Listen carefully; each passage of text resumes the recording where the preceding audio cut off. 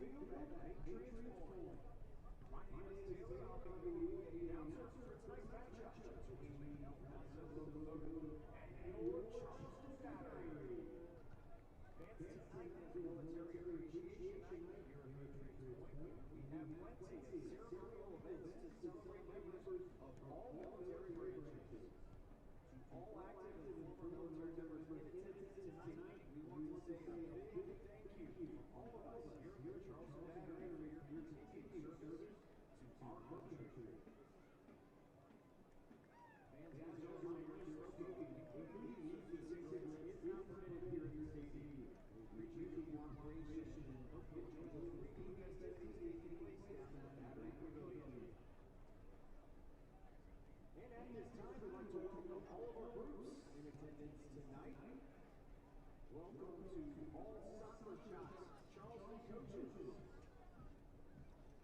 The Big Charleston Battery, welcome to the Mount Content Rec Department, staff, players, coaches, and families. Also to the City of North Charleston Rec staff, players, coaches, and families. We'd like to welcome all staff and families from R2 Innovations. And a Big Charleston Battery, welcome to the West Ashton men's soccer and first-year head coach Ryan Martin. We appreciate everyone bringing your groups out to Patriots Point tonight.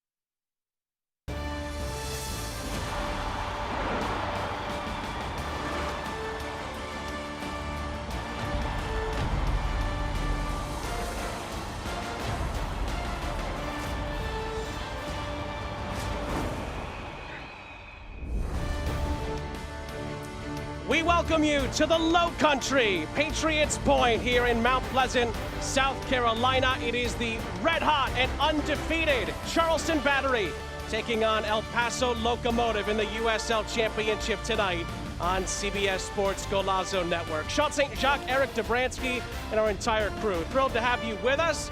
We're excited for this intriguing matchup. And Coach, we begin by taking a look at the defending Eastern Conference champions, who certainly have a chip on their shoulders in 2024.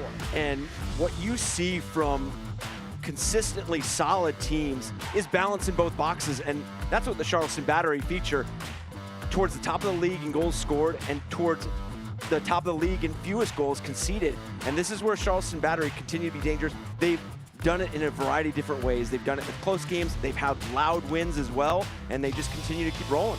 These two men have led the way. MD Myers gets the start tonight. He has 6 goals this season. Nick Marcanic begins the night on the bench. He leads the league with a dozen. I mean, right there, you have 18 of the team's 26 goals. MD Myers in the starting 11 tonight. He's going to feature at that 9 role. Nick Marcanic, 12 goals this season, 13 goals all of last season, so 1 goal shy of that mark.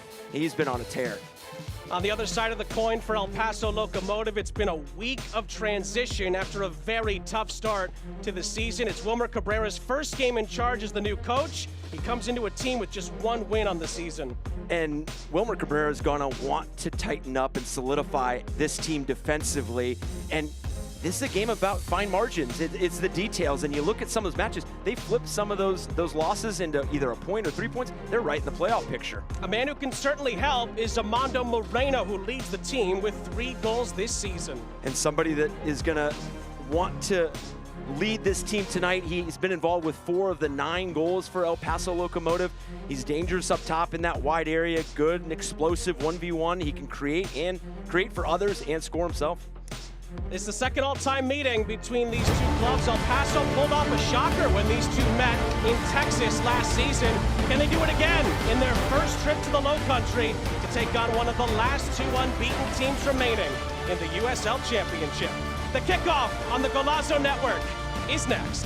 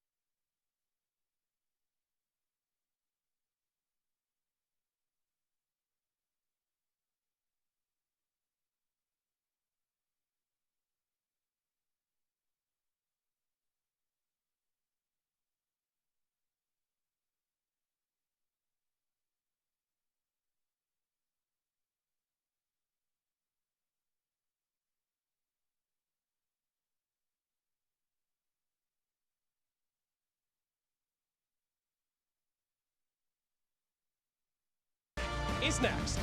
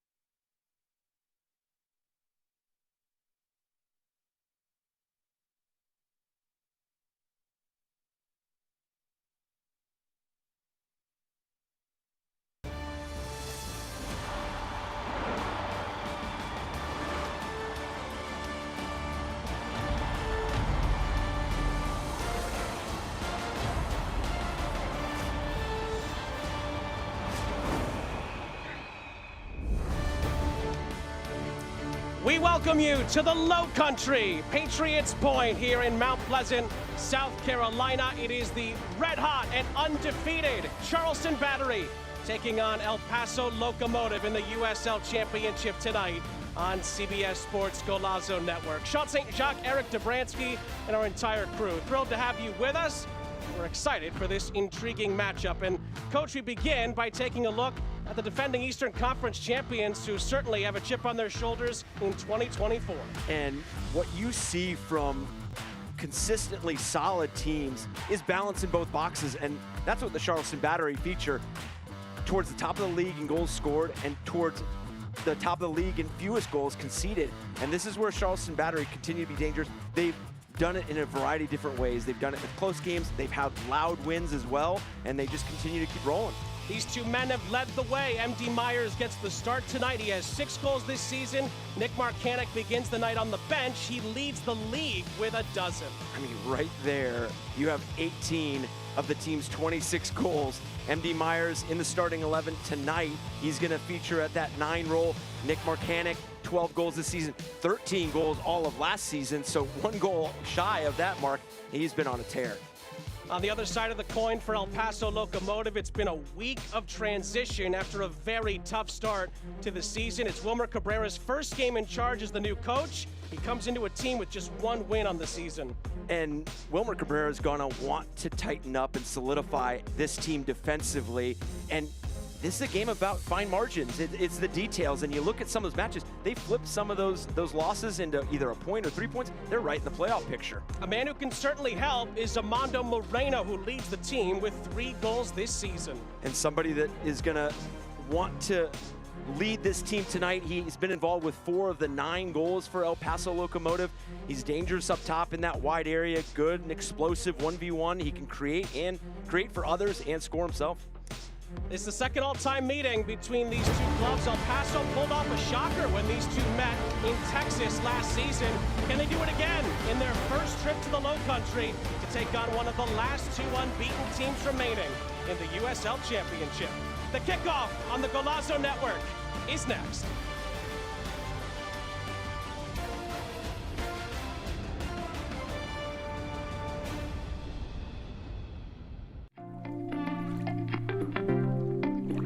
Charleston is located in the Low Country of South Carolina.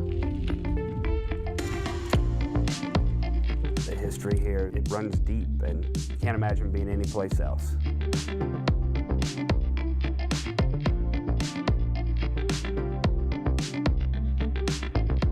This place is magical.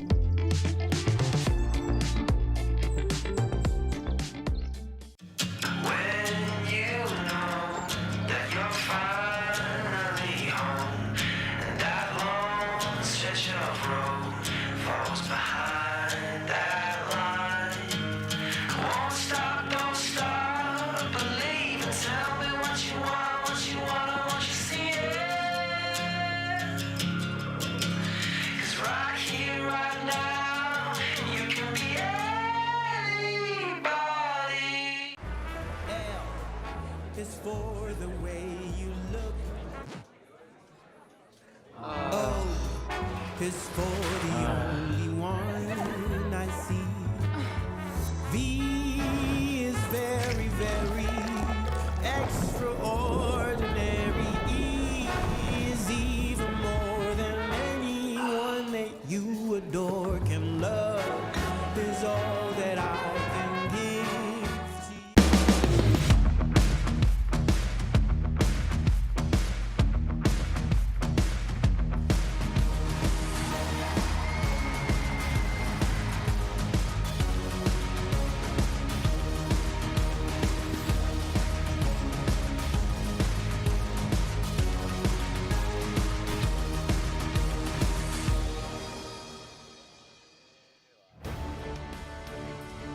Sean St. Jacques, Eric Dobransky back here with you on Military Appreciation Night in the Low Country as the Charleston Battery gets set to play host to El Paso Locomotive near the USL Championship on the CBS Sports Golazo Network.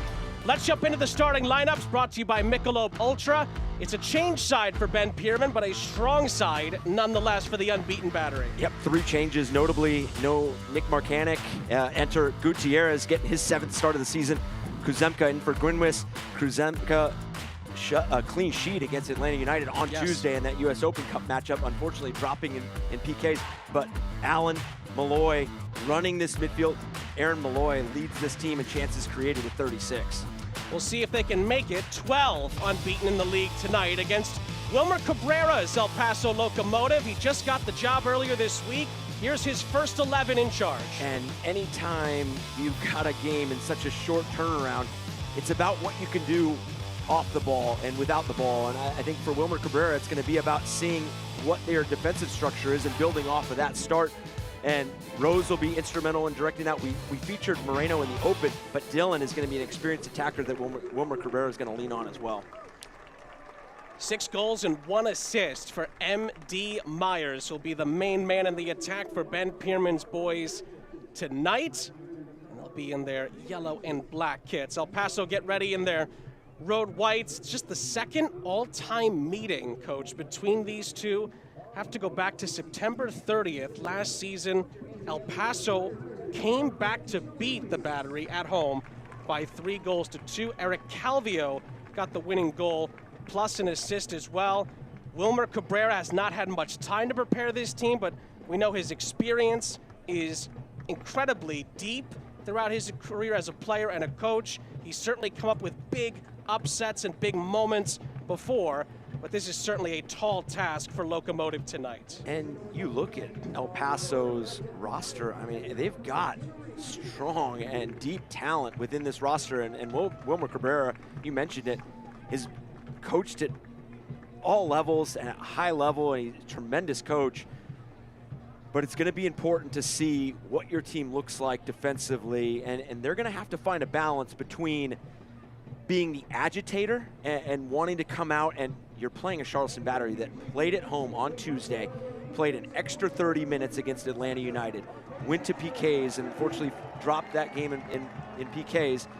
So emotionally, can you come out and be that agitator where you're starting to make Charleston have to fight and battle and question a little bit, but you also want to make sure that first 15, 20 minutes, the details are there. You're making sure that defensively you're closing down your marks and you're winning your roles. Charleston's already made history with this unbeaten regular season start. It's tied for the 6th best start to a regular season in USL Championship history. 11 games unbeaten. It's a club record in the USL Championship era. What's also a club record is that the Battery in the league are on a 6-game winning streak. Again, that's a USL Championship era record for the club. For El Paso tonight, I feel like the only thing to say is to refer to what Wilmer Cabrera said in his opening press conference earlier this week. He says he wants to change things little by little with this team. He said we're playing the best team in the league, which is a challenge, but it's beautiful. He said I'd rather be here than anywhere else in the world right now.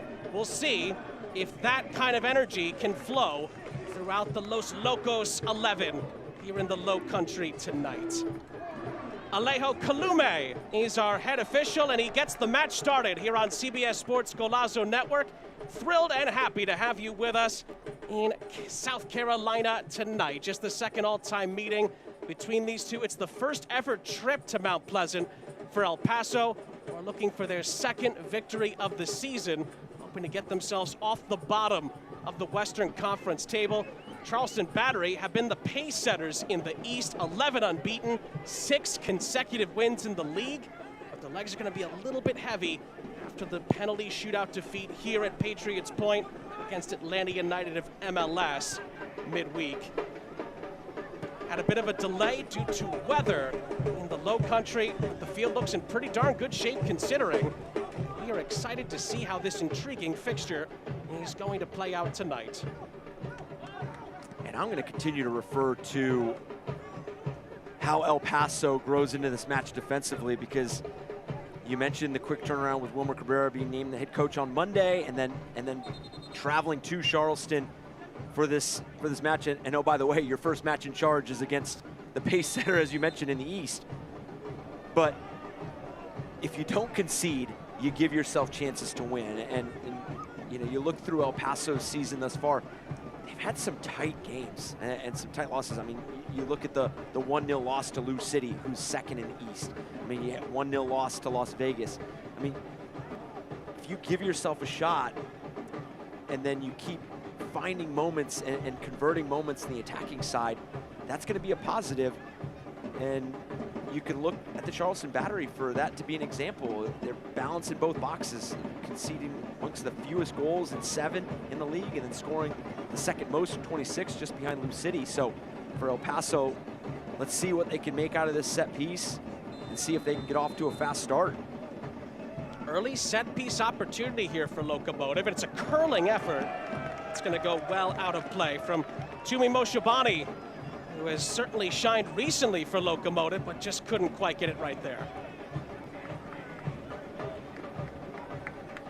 Unfortunately, probably not the first impression that he wanted his manager to see on a free kick. But as you mentioned, such an important part of this team. His first season. And you look at this starting 11, including Moshabani, 8 out of the 11 starters tonight. It's their first year with El Paso. So there is a lot that they can continue to grow from. And you know, you talked to Ben Pierman this week. There is no question the respect that they have for this El Paso side. And he mentioned that something was just not clicking, that the talent's there. And you know, we talked about it before air. It was, you know, sometimes it's those fine margins and those details, that late loss to Memphis, their last time out. First attack here for Charleston. Ball's played across. It's parried by Jamali Waite. And El Paso get it away after MD Myers tried to redirect it on frame. Good delay here by Torres. Then this is where Charleston with Drac and Segbers. Another chance in the penalty area. Ikaza getting in behind, throwing for the Battery.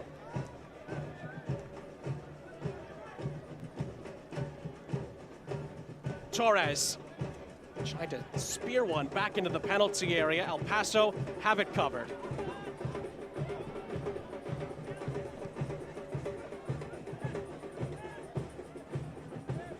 Chris Allen settling it down for Charleston's big acquisition during the offseason. The Irishman Aaron Malloy just shined so brightly in Battery colors, as he did when he played for Ben Pierman at Memphis a few seasons back.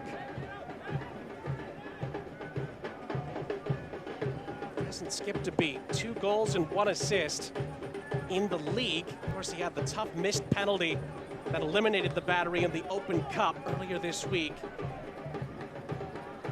He's come in, and maybe besides Nick Marcanic, he's arguably Charleston's most important player, second in the league with 27 chances created already this season.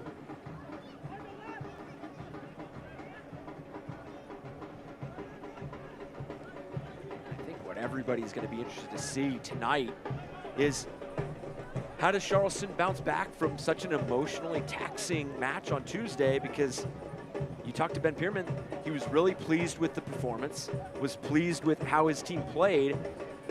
Unfortunately, he mentioned that the penalties were reminiscent of that USL final last year, dropping to Phoenix. You know, they take that 2-0 lead in the beginning of penalties and then end up missing 3 straight to lose the final. As you can see it 2 different ways. Sometimes teams start out flat, especially when you're playing a team that does sit at the bottom of the West in El Paso. Maybe you're not completely up for the game with you know, that game on Tuesday. And then sometimes you do see a team energetic and they're flying around with urgency, and then it seems to fizzle a bit later. So for Charleston, can they play a complete 90 minutes? I do believe that there's going to have to be a bit of squad rotation. You see it with Nick Marcanic not in the lineup tonight, available on the bench.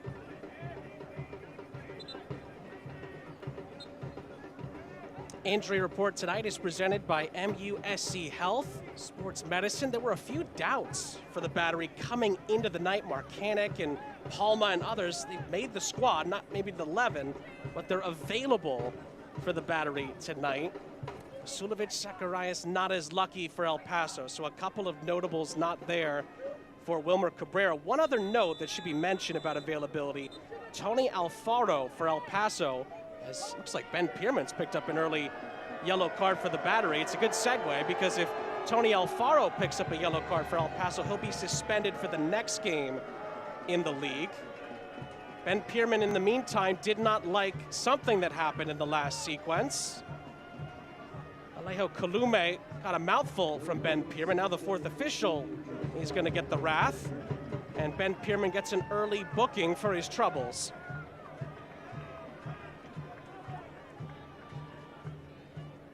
He's clearly upset with the high boot.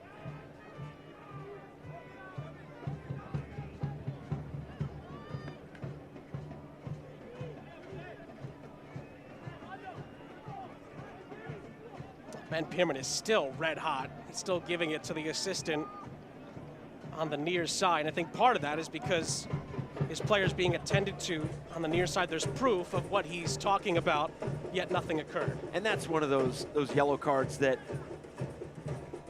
as a coach, you're willing to take because it's clearly your player's off the field dealing with the injury, and you want to set that tone early that not only that you have your players' backs, because you're always going to be in that situation where you want to defend them and make sure that their safety is taken care of, but making sure that the referees are aware of your presence too right off the bat.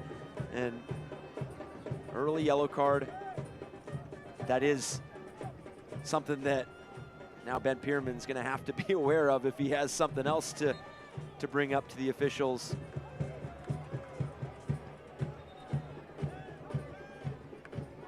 Words between Liam Rose and Emilio Icaza in the middle of the park. It's going to stay with Locomotive.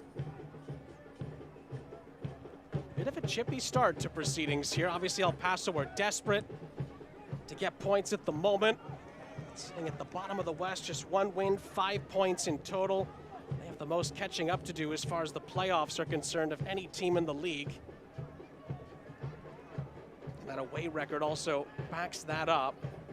No wins yet, so they're hoping to rectify that tonight. Their one win was against Loudoun. It was a 2-0 victory earlier in the season. They're hoping to add on to that at a place where, well, maybe besides Phoenix in the final last season, no one has had very much success. Oh, I think you said it before kickoff, was Charleston hasn't dropped points at home. Yes, and 4 wins out of 4. Yeah, I mean, not only are you playing a Charleston side that are just absolutely flying and in good form, but we talked about in the open the 6 goals from MD Myers, the 12 goals from Marcanic, and that's 18 out of the 26. But this team still has a lot of balance within its scoring. I mean, you look at it, Icaza has contributed to two goals, 2 assists.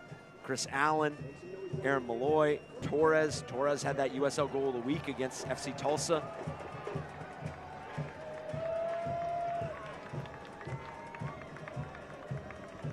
Set piece here for Charleston. Aaron Malloy will look to pick somebody out inside a congested El Paso penalty area. Goes to the back stick, and Jamali Wade gets his paws on it. He's gonna have to send it upfield with his boot as it was outside of the penalty area. Chris Allen will reshuffle things for the Battery. An immediate re-entry. He's headed down centrally. El Paso do not get it away definitively yet. Drac picks it back up, and Charleston recycles the possession.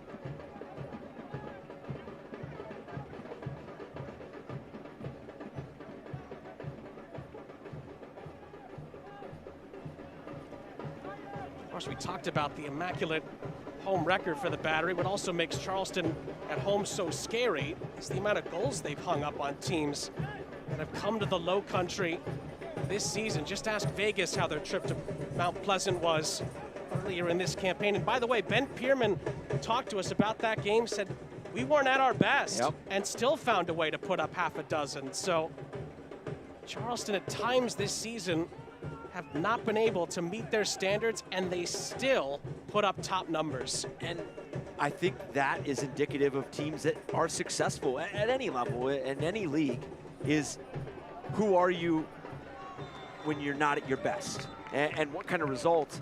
And you just, I mean, the Birmingham game, I'm not speaking for them in terms of the overall performance, but you get a 61st minute goal in a 0-0, and Birmingham's so tough at, you know, away, and you get a result there. I mean, you just look at some of the games that they've put together, and, you know, I think Ben Pierman highlighted that Lou City game as one of their more complete performances. I think the New Mexico game is another one, that 4-0 win here at home after 2 straight draws, the 0-0 to North Carolina and the 1-1 to Oakland.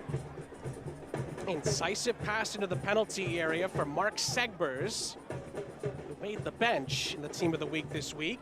That's bent into the penalty area outside of the boot clearance by Stauffer, but it's not definitively cleared yet. Chance for a shot, and it's skewered wide off the boot of Josh Drack.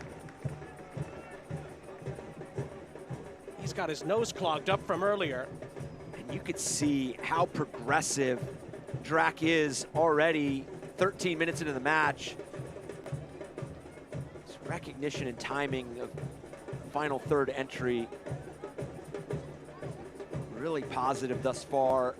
He had that early service deep into the final third.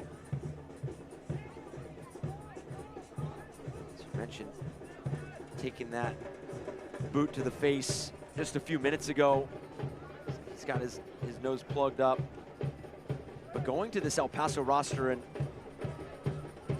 what Wilmer Cabrera is going to look to do is, he's got, you look at the experience in general. You look across this roster. I mean, you look at Justin Dillon, you look at Moreno, who we've talked about, Moshabani, Rivas, and then you also look at good build-up play here from El Paso in the meantime. Dillon hit by Stauffer into the penalty area. There was a coming together involving Mark Segbers, but it's just going to trickle out of the penalty area, and Charleston will reset the play.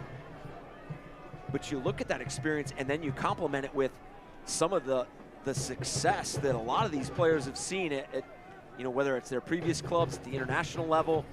I mean, Jamali Waite with Pittsburgh. I mean, the Players' Shield winners, best record. You look at Justin Dillon, 2022 Players' Shield winners with San Antonio.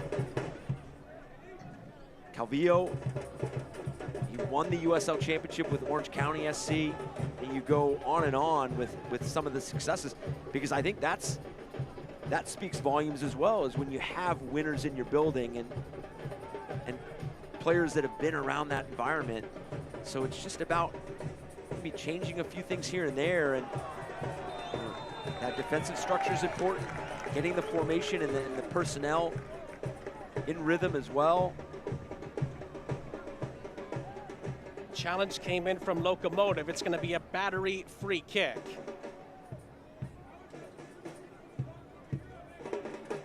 To your point, Coach, Wilmer Cabrera, one of the things he said in his media availability this week, he says he came in, he felt immediately that the team was tense. He needed some confidence to come back into the squad. And the group with that much pedigree, I mean, Wilmer Cabrera's coached at the MLS level. He's won a US Open Cup, 2-time World Cup player with Colombia. These are the moments Locomotive can find some confidence, and they defend it well here. It's out for a goal kick, but the players, the pedigree is there for Wilmer Cabrera to mold. It's just gonna, as he put it, gonna take some time. Through 16 minutes, they're starting to make some steps in the right direction, it feels like already, at least from a defensive standpoint. Agreed. I think this is, if you're Wilmer Cabrera, you have to be happy with this first 16 minutes. Although you've committed 2 fouls that put you in a precarious position where, you know, Charleston has been dangerous throughout this season. another one, because this is going to be in a position where you get this clipped over the back line for El Paso. You put Jamali Waite, his defenders, in a lot of trouble, but you haven't turned the ball over in bad areas.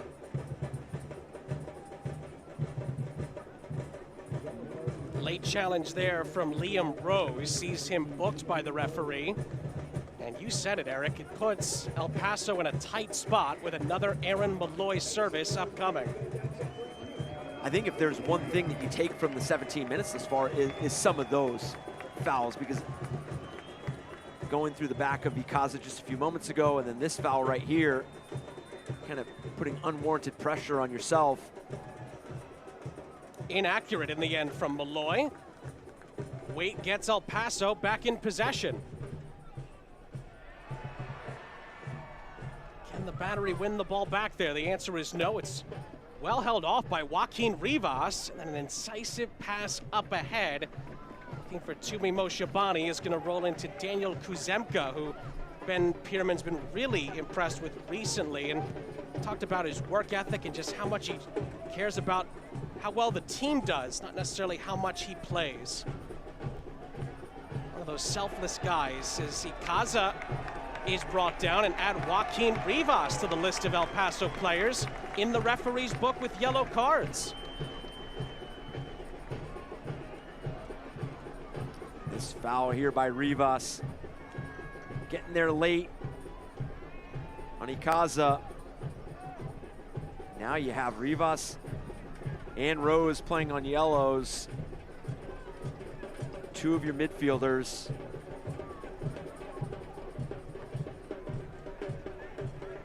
Here come the Battery again. MD Myers looking for someone to get open inside the middle of the penalty area. Was he shrugged off there? Referee says it was a fair challenge from Tony Alfaro. We talked about earlier, is a yellow card away from a suspension. Played with fire a little bit there, but El Paso lived to tell about it, and they have to defend another throw. Down the line it goes. Diego Gutierrez is snuffed out. It'll stay with Charleston. And El Paso absorbing a lot of pressure. It hasn't come with a clear-cut opportunity for Charleston Battery, but this ball is continuously in El Paso's end, and I don't want to state something that's obvious, but for El Paso, it's going to be about not conceding the first goal. As long as you keep this at 0-0, the longer you keep it at 0-0, you're going to feel growth on the offensive side. You've misfired a bit going forward, but I think that right now is just from the lack of commitment going forward, because you do want to be defensively structure and sound. And as we see Moreno now on the ball. Clever from Moreno to get this started for El Paso, and he's going to win a corner for Locomotive on the near side, turning something out of nothing for the visitors. And you're 100% right, something out of nothing. Limited numbers going forward, joining El Paso, but Moreno so clever, able to earn a corner here, and these are going to be moments for El Paso that you can continue to grow on offensively.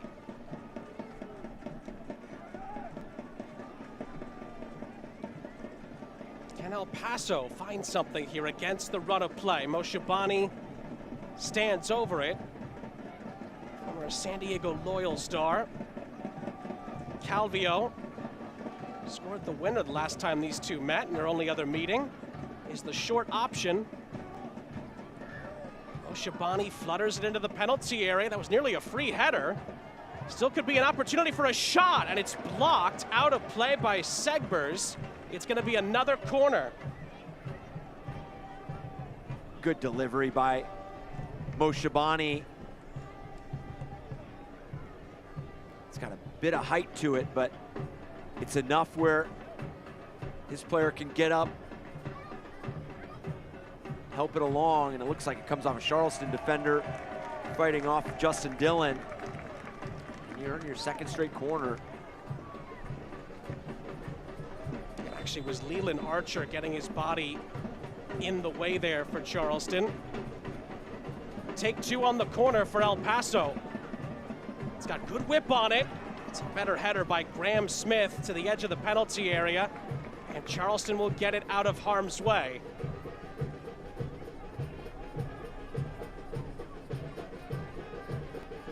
We sort of talked about how good the Charleston attack has been this season, but the defense has been just as good. First in clean sheets with 6 so far this season, and they're tied for the fewest goals conceded in the league with only 7 to this point. And I think that has made Ben Pierman happier than the great attacking numbers we've seen at times from the Battery. They're second in the league in goals scored with 26. Oh, and we had a great conversation with Ben Pierman this week, and he really attributes it to how much they're on the ball.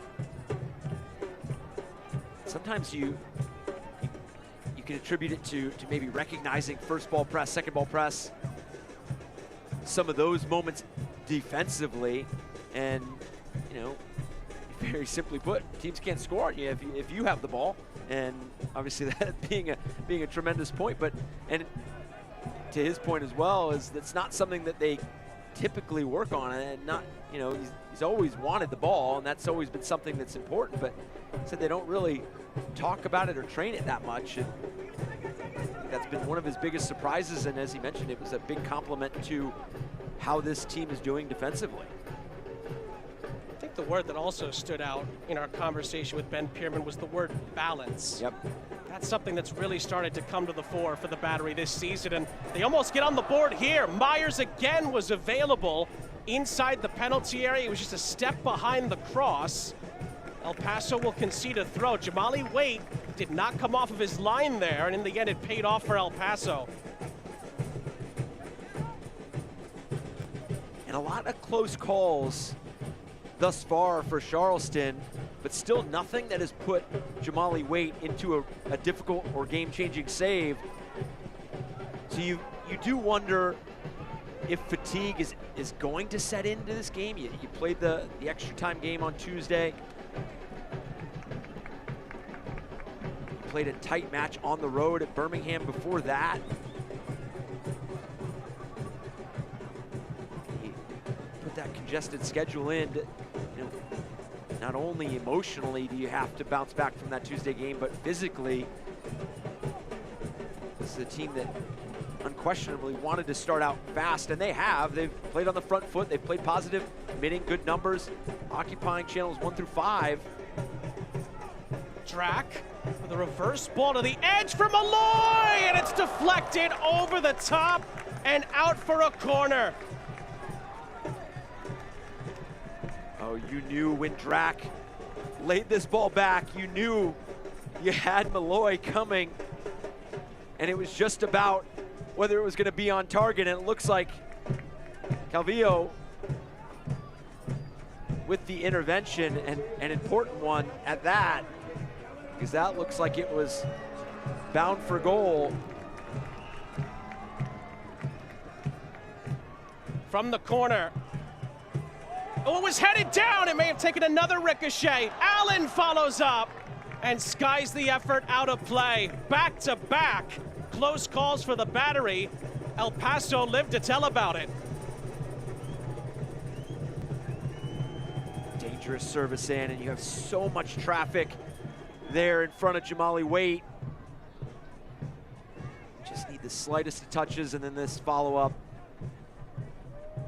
well over the crossbar. And for the Charleston Battery, it's not only going to be tonight, but moving forward. When you're setting the pace in the East, and it'd be the same for Lou City as well, every game is going to be a playoff game. And you're only 11 games in, because everybody's going to come and give you their best shot. And Ben Pierman made that point. He said they had to be sharp. They had to make sure that they knew that they had a target on their back every match. And it was no different with this El Paso side. Yes, they have one win. They're 1-8-2. But the coaching change, this is a team that still is ambitious about making a playoff push. This is early enough in the season where you start collecting 3 points and you start flipping some results and you're in the conversation. Now you have to do that sooner than later. You can't go through a spell where you're picking up 0 points. But for Charleston, you're gonna get everybody's best shot. Obviously, Brian Clairhout let go last week for El Paso after the loss against Memphis. And this stat is something that Wilmer Cabrera kind of touched on in the confidence situation, but we were talking about this before. Since Clairhout took over at the beginning of 2023 season, El Paso has dropped 29 points from winning positions. That's the most in the league during that time. They lead the league this season in points dropped from winning positions with 13. How much that would have changed things if they had even gotten a couple of those results to go the other way. The Oakland game comes to mind, the New Mexico game comes to mind. So like we said earlier, the margins are fine, but teams tend to figure those situations out when they're going right. And it'll be up to Wilmer Cabrera and his staff to start turning those situations around. And if El Paso takes a lead tonight, that is something they're gonna have to try and rectify. And it's always so fascinating because, and this is the same for Charleston, because they were just in the USL final last year and they're in the form that they're in now, but they still have a lot of turnover as well. I mean, we were talking about before kickoff. You lose Augie Williams. Yes. One of the top scorers for this team. I mean, Barajas off to Real Salt Lake. I mean, and then just insert MD Myers, who Golden Boot winner in MLS Next Pro last year. Trey Muse going to Portland great as point. well, goalkeeper. And I mentioned it earlier, the 8 out of the 11 starters tonight for El Paso, it being their first year with another careless free kick given for El Paso. And so you look at those, another yellow card. Amanto Moreno talked himself into that. Another El Paso player on a yellow. This has become quite frequent for some reason recently in the USL Championship. Multiple players you've seen in different games have talked themselves into trouble. And this is for Wilmer Cabrera. I mean, you get this game, and obviously it's still 0-0. But this is where you're going to start to figure out who you can trust in some of these moments, because you're at 0-0 with the team at the top of the East. Don't be that player that talks yourself into a second yellow or gets into a clumsy foul, and then you put your team, a player down. Bent in by Malloy. Drac. There was a couple of handball appeals in there. Referee says it was off the chest of the El Paso defender. It's a free kick for Locomotive to alleviate some of the battery pressure. It also gives us time to tell you that coming up Wednesday, May 29th, Monterey Bay FC takes on Eastern Conference leaders Charleston Battery at 10 p.m. Eastern on CBS Sports Network. So the games are coming thick and fast for Ben Pierman's group. That's not going to be an easy trip. Go to Seaside and take on Frank Yallop's group, who we hoping themselves to bounce back after they've hit a little bit of a rut. And just going back to my point with the roster and the turnovers and you know, the changes, is you talk about dropping points from winning positions since last year coming into this year. It's pretty much a whole different squad, and you still have that difficulty finishing out games. I mean, that loss to Memphis, you take that's one of those games. Yes. You take the early 1-0 lead. Okay, you concede and it's 1-1, but to give up that 94th minute goal, to drop that as well at home. Oshabani followed up a couple of times there, maybe one too many. He's penalized for fouling Diego Gutierrez. Free kick for the Charleston Battery, beg your pardon.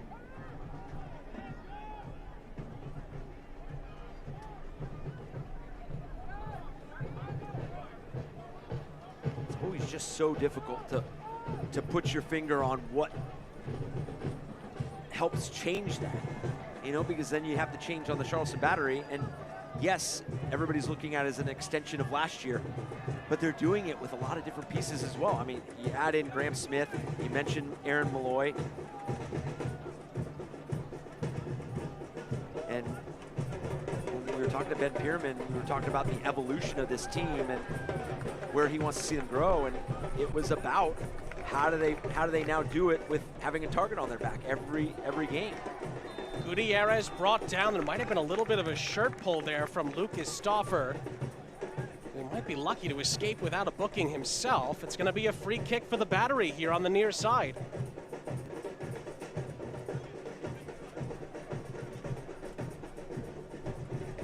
These are going to continue to stack up for El Paso.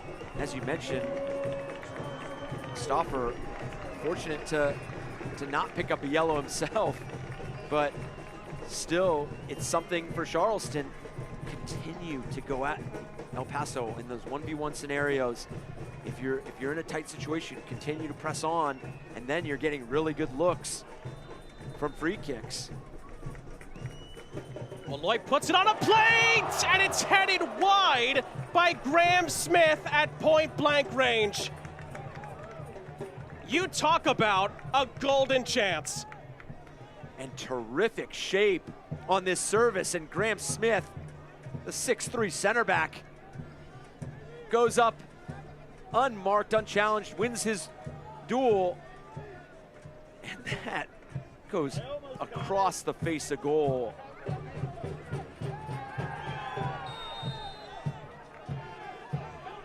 El Paso get a free kick, and they take it quickly. Time and space here for Moreno. Locomotive come back up the other end, and this time it's going to go off of Graham Smith in a good way, out for a corner for Locomotive, but it's a touch that needed to be made.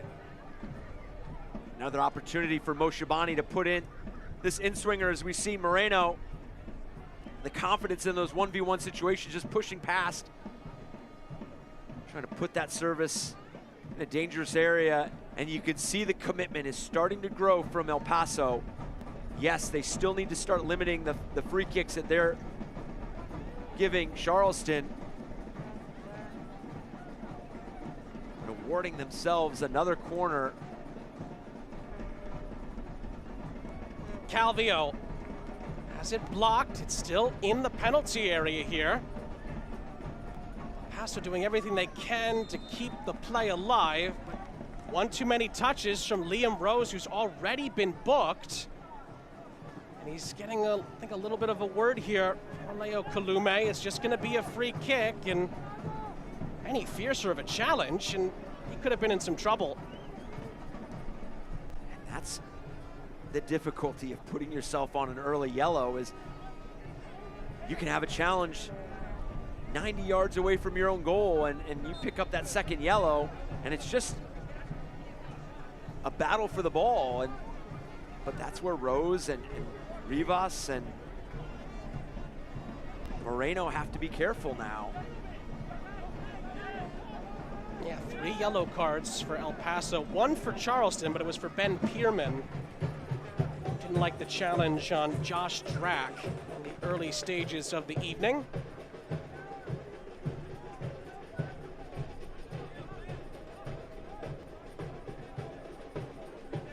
See there, shots are heavily in favor of the Battery. However, no shots on target for either side, despite that golden opportunity for Graham Smith well inside the 6-yard box off a pearl of a cross from Aaron Malloy. Put it on a silver platter. Would have been Graham Smith's first goal for the Battery. Hasn't scored yet for Charleston in his career in the league.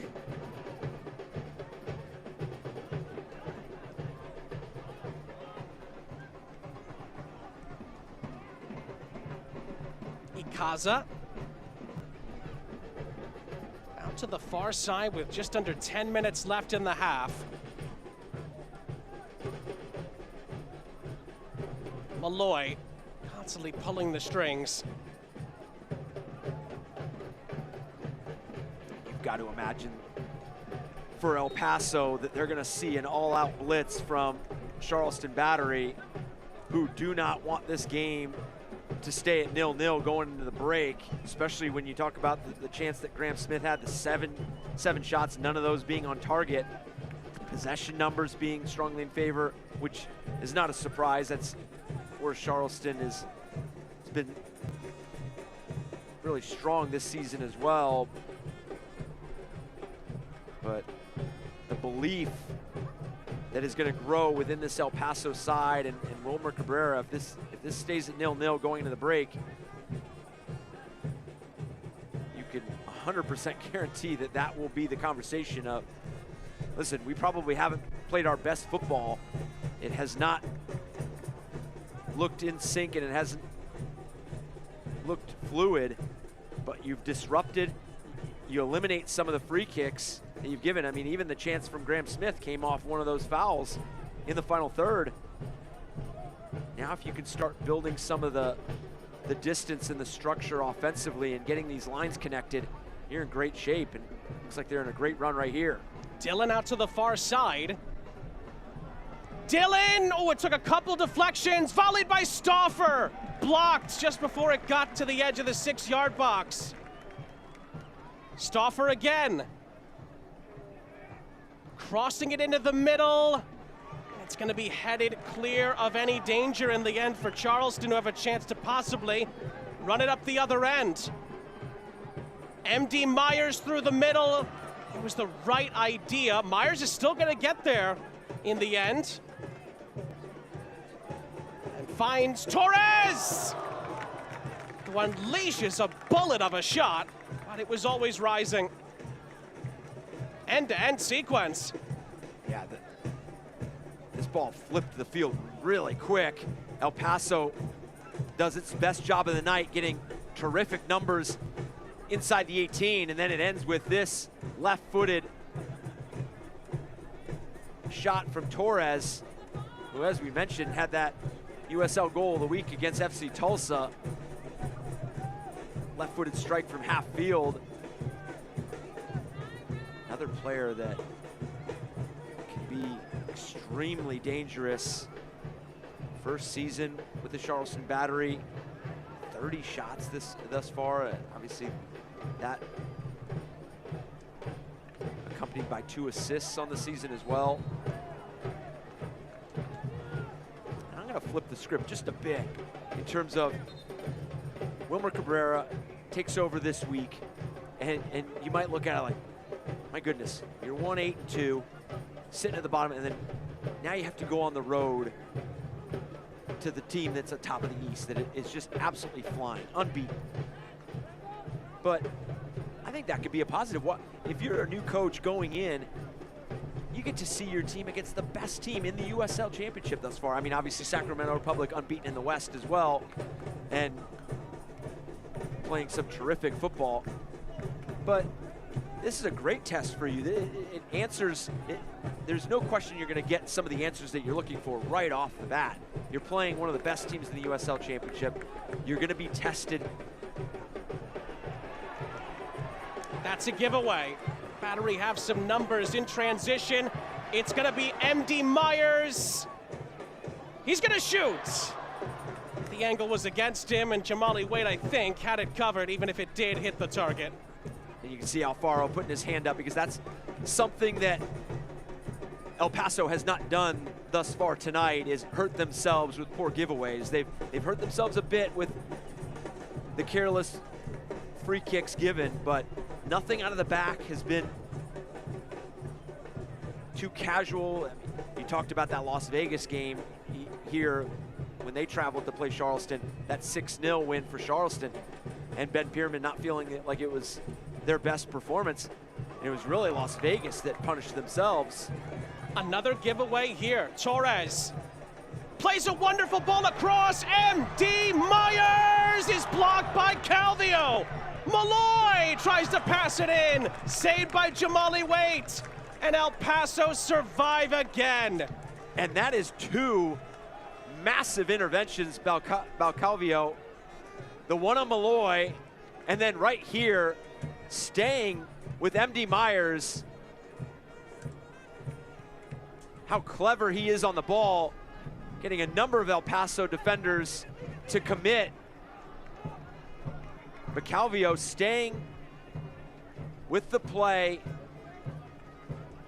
2 really important interventions. Just as I was saying that they haven't hurt themselves playing out of the back. I mean, that's two moments almost back to back. Moreno unleashes a volley at the other end to try to reply for El Paso. It's wide of Kuzemka's net. And right now, El Paso is showcasing their ability to have that quick strike. They haven't been fluid in possession. They haven't seen a lot of the ball. Right now, they've been good enough without it. Moreno has spearheaded that. And I think trying to get Justin Dillon on the ball is going to be important for El Paso. And that's going to be something that they're going to want to continue to work towards. Moshabani has grown into the match, obviously, with the services as well. We haven't seen a lot of Rivas, and Rivas is an experienced player that has done it at all levels.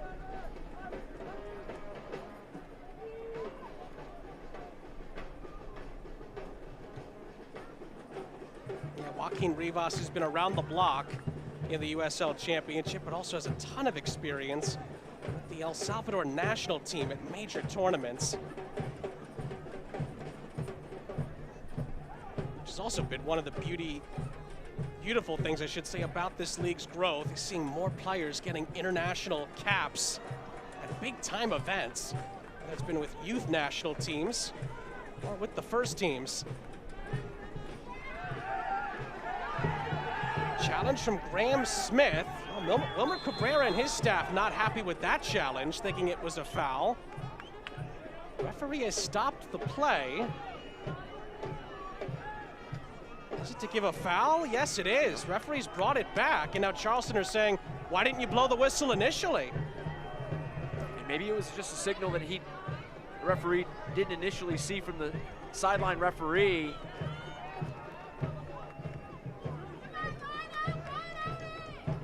Graham does catch Moshabani, but you could see the frustration from Charleston because letting play continue.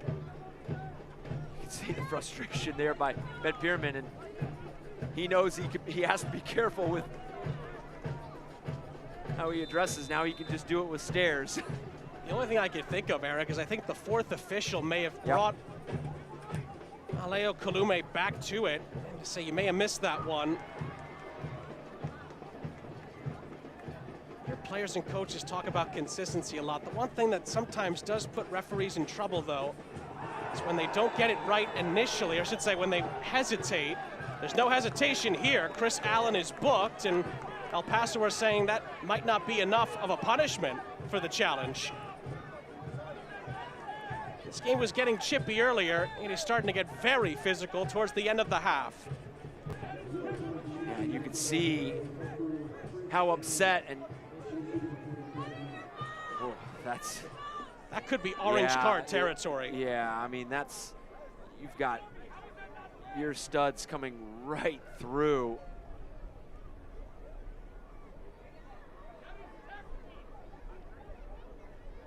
And as you mentioned, this game was already starting to escalate and get into being chippy, and now that challenge by Allen. Very fortunate. And you gotta hope that Liam Rose is okay. So you can see both of them acknowledging each other. And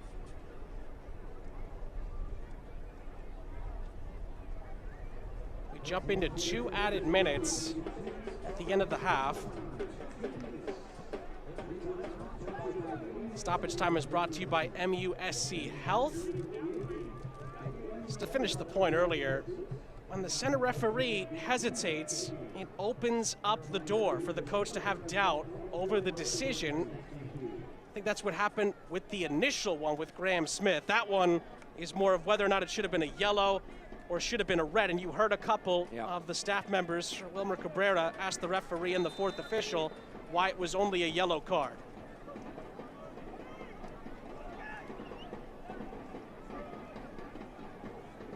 Off camera, Ben Pierman is now having a word with the fourth official, I think, about that first challenge. And we said earlier he has to tread lightly because he's already been booked. after all the dust is settled. There's going to be at least a minute left to play in this first half. Allen involved again. That's a free kick. And Chris Allen, before we get to the end of the first half, is going to be sent off for a second yellow card. And the Battery are down to 10 the rest of the way. Huge moment before we get to the halftime interval. And we talked about the yellow cards that El Paso has picked up, and Wilmer Cabrera having to trust his players that they weren't going to get into a tackle that was going to lead to a second yellow. And Chris Allen already at the front of the center official's mind, and a lot of arguments around that his initial tackle being a straight red card, and right away putting himself back in the conversation. Just throwing his experience into there, and there's really no excuse for even making the challenge, frankly. No, and that's going to be the frustrating part for everybody, because you talk about El Paso going into the break, if it's 0-0, growing in confidence and having those positive conversations of not only getting a point on the road, but now you flip it so you can go right at it and open, send an extra player, go after 3 points. No question, that red card completely changes the script for El Paso Locomotive. It's all on the table now. It was already gonna be a tough night for Charleston. It's just gotten even tougher. Already having some heavy legs from the Open Cup. They now have 10 on the pitch for the remainder. El Paso looking to make it even tougher at the end of the half with a free kick. They don't get much on it there. Dylan will recycle it for Locomotive. He spears it back in. Nobody there to get a touch on it for the visitors, and Kuzemka will reset for the Battery. And both teams will reset as the half comes to an end in the Low Country. And this is going to be fascinating, because both teams now going into the locker room knowing that Charleston playing with 10, so Ben Pierman's going to have the opportunity to talk to his team about the shape that they want to implement going in the second half. And same thing with El Paso. They're going to have the ability to make some adjustments, and whether they change the back line and add another player in the final third. Against all the odds, it is the unbeaten Battery who are vulnerable here at the half in Patriots Point. Lots of flash points throughout that half, but the big moment, Chris Allen sent off for his second yellow. The Battery are down to 10. And it's 0-0 at the half here in Charleston.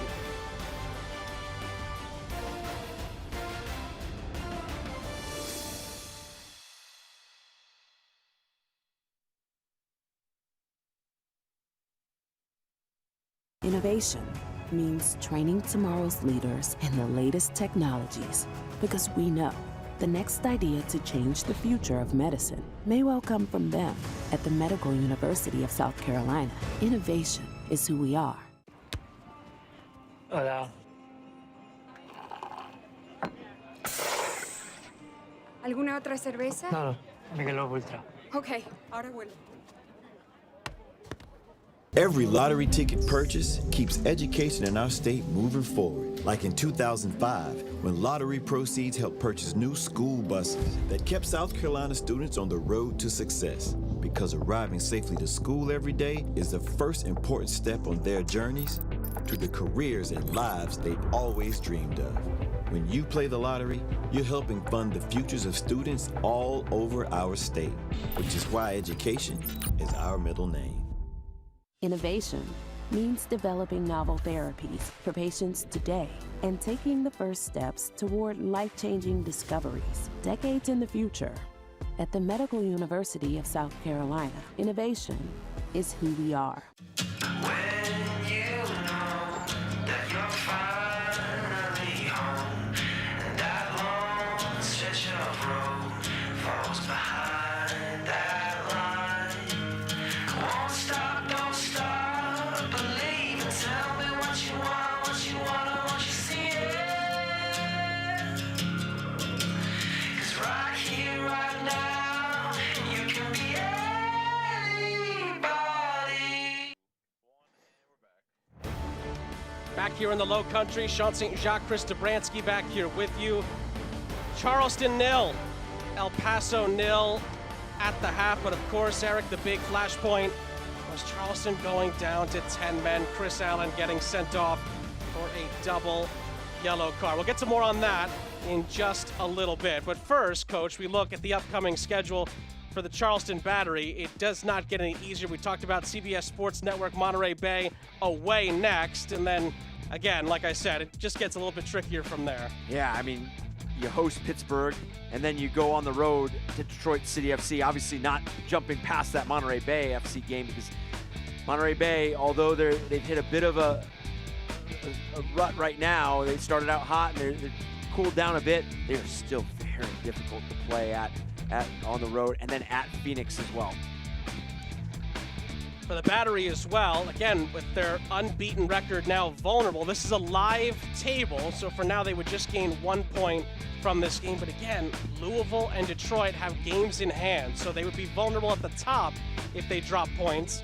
They keep their unbeaten record alive, but again, that gives the door open a little bit for Detroit and Louisville to potentially catch them at the top of the Eastern Conference standings. And Eric, we were talking about this off-air. El Paso's schedule after tonight, welcome Wilmer Cabrera to the fray, very difficult. Yeah. Birmingham and then at San Antonio after their game tonight. Yeah, I talked about being introduced to the top team in the East against Charleston Battery, and that being Wilmer Cabrera's first game. But then you host Birmingham, then you're at San Antonio hosting the USL defending champions in Phoenix, and then at Oakland, and then at Rhode Island, who's so difficult to play on the road. So doesn't get any easier for El Paso, but if you're an ambitious side that wants to make the playoffs, you have to beat teams, and that's where Wilmer Cabrera's side is going to be. In the live table, El Paso obviously would stay at the bottom with just 6 points. A win, though, and that's now in play. No question about that. With Charleston down to 10, they could really enter the playoff conversation immediately. Yeah, and I think this is a first half that has, although it hasn't been as fluid offensively for El Paso, this is unquestionably 45 minutes that Wilmer Cabrera and his side are going to be positive about. We'll see if they'll be able to take advantage of it. There's still a big 45 minutes to go here in South Carolina. We'll take a break for now. News and notes, a little bit on the Open Cup and the upcoming schedule this weekend around the USL Championship. All of that and more is coming up next. Go get it, Doug.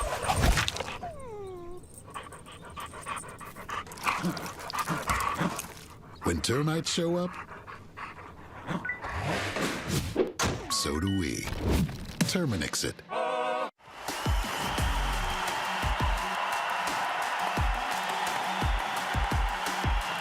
Traeger up over the top. Tristan Traeger. It's in.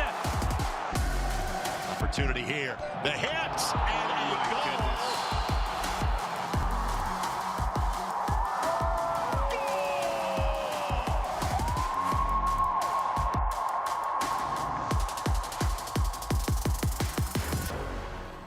The best nights start with Jägermeister. Made with 56 botanicals. Always served ice cold. It will take a miracle to come back from this. Heartbreaking end to the season. But what's this? For the moments when anticipation Clock's counting down.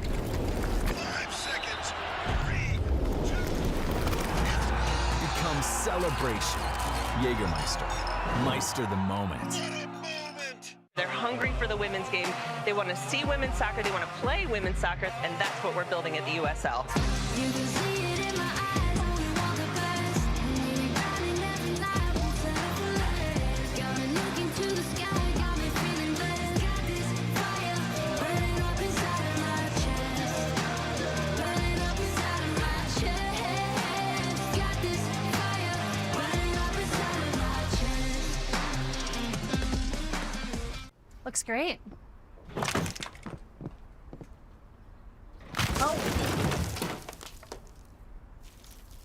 When termites show up,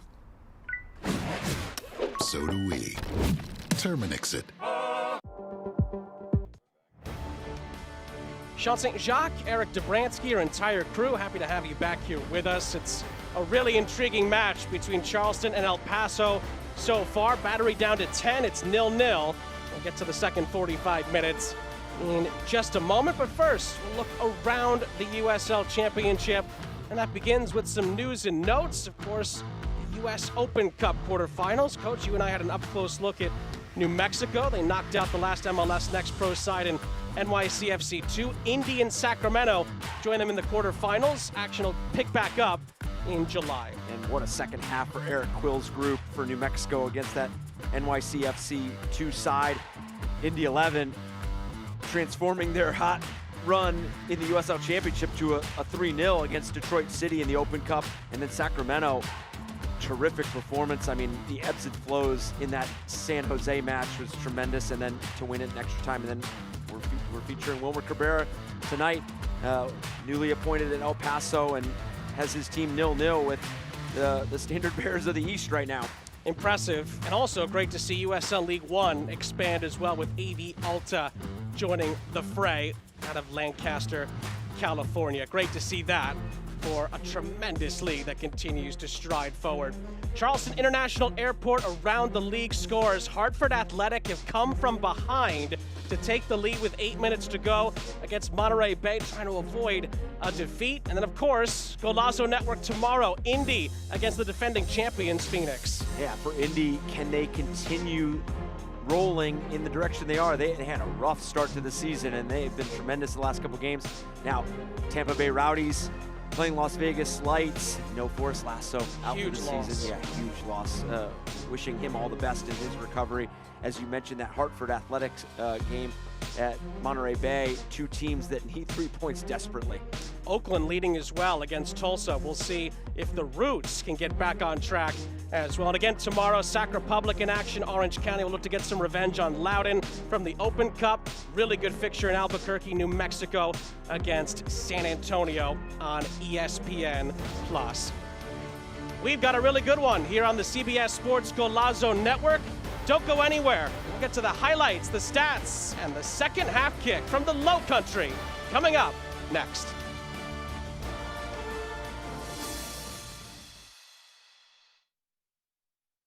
When we took this job, we knew that the future was the EX90. A lot of people are excited about it. We're really happy to see the EX90 on the line. I'm Tamara Thompson and Rachel Gillum. My name is Eric Brown. And the Volvo EX90 was made by us. L is for the way you look. O is for the only one I see. V is very, very extraordinary. E is even more than anyone that you adore can love. Is all that I can give to you. This is your vacation, your beach, your fields of green, skies of blue, mountains of majesty. You're an athlete, you're obsessed, you're in love, you're in pain, spirit drained, in agony, fighting gravity, because you made a commitment to yourself and others to work on your game, build your frame in blazing heat, exhausted and beat, because when you refuse to yield, your spirit is revealed. You are an athlete. MUSC Health Sports Medicine. Every lottery ticket purchase keeps education in our state moving forward. Like in 2005, when lottery proceeds helped purchase new school buses that kept South Carolina students on the road to success. Because arriving safely to school every day is the first important step on their journeys to the careers and lives they've always dreamed of.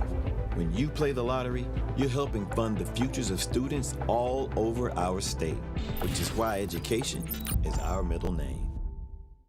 When we took this job, we knew that the future was the EX90. A lot of people are excited about it. We're really happy to see the EX90 on the line. I'm Tamara Thompson and Rachel Gillum. My name is Eric Brown. And the Volvo EX90 was made by us.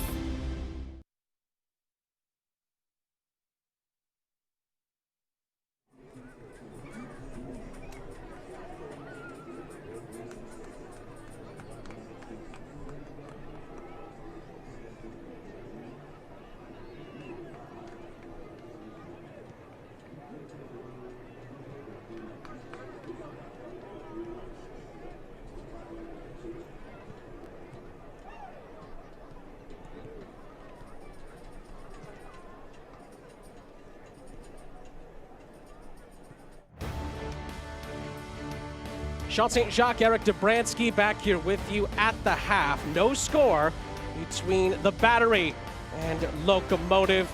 Charleston down to 10. We'll see how that impacts the second half in just a moment. But first, let's go back through the first half with these first half highlights. And Coach, we begin with the Battery on corner kicks via attack. And for Charleston, it's just a list of close calls for Charleston and none on target, and a couple key blocks by Calvillo and a lot of free kicks for Charleston. This being the best opportunity, or one of the best opportunities, for Graham Smith. His header wide open, going across the face of goal. And then almost seemed like El Paso was growing in momentum offensively, even though they were conceding a lot of free kicks. This being one of the best collective moments that they had. And this became an end-to-end opportunity from El Paso, and then it led to a Torres left-footed strike. And then this ball clipped into MD Myers, plays it back, and then this is an intervention by Calvillo, or no, this is the shot, sorry, by Torres, the left-footed shot. And then we just had some fouls there towards the end of this first half. We see another chance by MD Myers, and then the intervention by Calvillo, and then the second chance by Malloy, pushing Jamali Wade into a save. Now this is the end where you get Chris Allen. Fortunate that this is not even a direct red card on the challenge on Liam Rose, but then almost 30 seconds later gets himself involved in this challenge on Moshabani, and it picks up the second yellow, and now puts his team that just played heavy minutes on Tuesday in extra time and then PKs in the Open Cup against Atlanta United. Now they're playing with 10 men. So these statistics, although a lot of them are in favor of Charleston Battery, 11 shots to 5, 1 on target, the possession numbers. Now, I will say this, if there's a team that can push this to get a result, it's the Charleston Battery. And I don't say that just because they're playing El Paso. I say that because of how much they are on the ball and the possession. When you have as much possession as Charleston Battery do, you can maybe mask that having to play a player down, as we see the insertion of Nick Marcanic, sorry. You saw in those Heineken halftime match stats, it really was, at times, a dominant first half from the Battery, but because of the sending off, everything changes at the start of the second half. And again, you see there Gutierrez off, and the league's leading goal scorer, Nick Marcanic, has come on. 12 goals so far this season. We'll see how the Battery do with just 10 on the pitch. Ben Pierman told us that Nick Marcanic was a doubt to make the squad tonight. He said his great medical staff would give him a puncher's chance to make it, and here he is. He's going to be a big part of these last 45 minutes or so.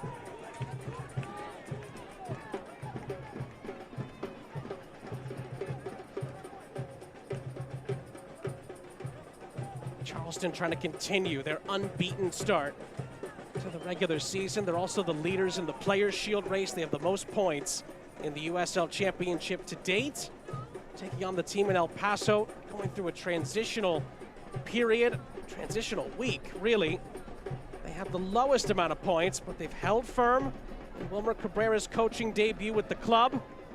And now they have a man advantage. But Charleston going to get the first advantage of the match. The cross comes in, it's blocked, out for a throw, and the Battery already showing they can be just as lethal with 10 as they are with 11. And that was a spell that, to the point that I was making earlier, was the way that they can structure it, the way they can keep possession. You saw Malloy dropping deeper into that 6, Ikaza still finding that higher ground. Now what is that front 3 with Myers, Marcanic, and Torres look like, and what are their roles defensively?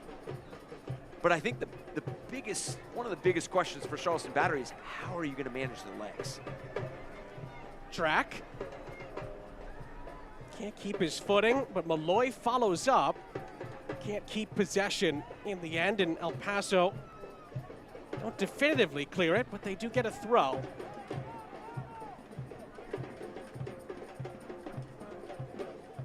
And Charleston 4 wins out of 4 here at Patriots Point this season. No one has left here with anything at this point in the season, and they're also on a 6-game league winning streak.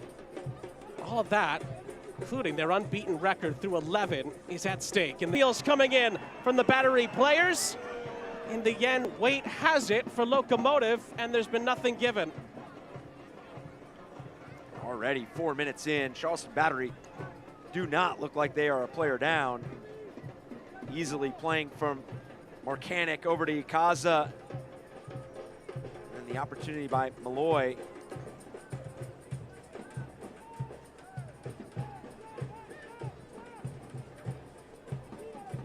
Here's Hines, just in front of his new coach, Wilmer Cabrera.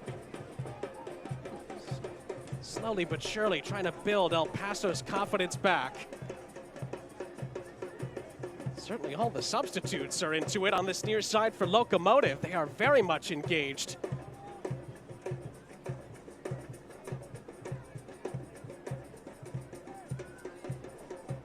Wilmer Cabrera said it in his first media availability. He said he's not a magician, he's just a coach. But that wealth of experience that, again, said this earlier, as soon as he came in, he saw how tense the guys were, tried to slowly but surely rectify that. He said it's gonna take time. We're seeing signs of it, but they're opened up here. And it's an open chance for Nick Marcanic. And one of the rare times this season where he's gotten it all wrong. And this ball in from Torres, you almost thought that he should have played the overlapping drag. But spotting the terrific run by Nick Marcanic, and as you mentioned, not many times where he's gotten the finish wrong, and early chance for the second half sub, which is not usually what we're saying about Nick Marcanic. USL Championships Player of the Month for the month of April. Player who scored 4 goals in a game this season already, Nick Marcanic. We had 2 games that same day where Marcanic scores 4 goals, his team wins 6-0 against Las Vegas. And then, not to be outdone, the team that's setting the pace in goals, Lou City, they beat Hartford 6-0, but they have 6 different goal scorers in that game. I'm not saying one way or the other is right, but I think both teams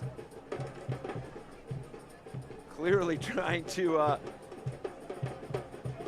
keep pace with each other and doing it in different ways, and there's still a lot of scoring balance in this Charleston Battery side. And you brought it up in the first half, the word that stuck out to you when we talked to Ben Pyramid was that word balance, and I think one that he mentioned as well in that same breath was holistic. And I think that was something that you could see from this team, is how fluid and how structured. Chance to feed that in from Segbers. El Paso, again, they have the man advantage. They're able to close that down.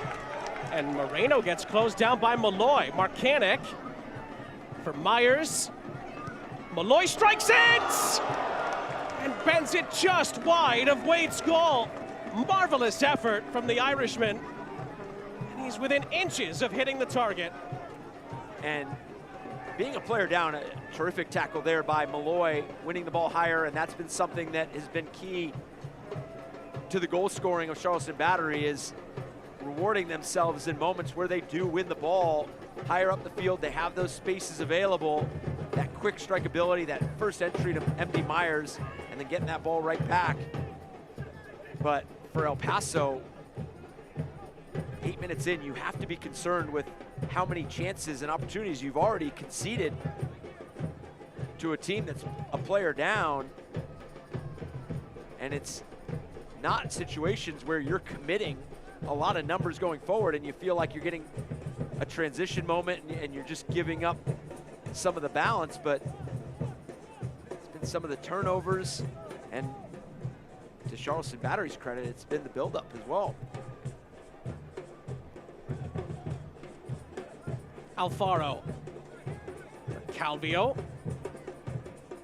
Rose. Dillon tried to get it back to him. Malloy comes out with it for the Battery. Goes on a merry-go-round to make sure he keeps the possession for Charleston.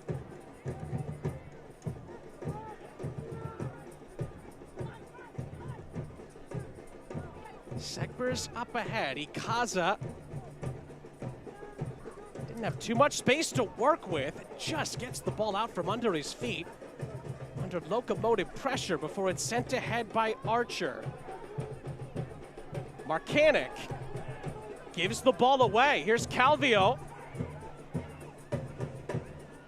Moreno keeps the ball in. Did it take a deflection? El Paso certainly think it did.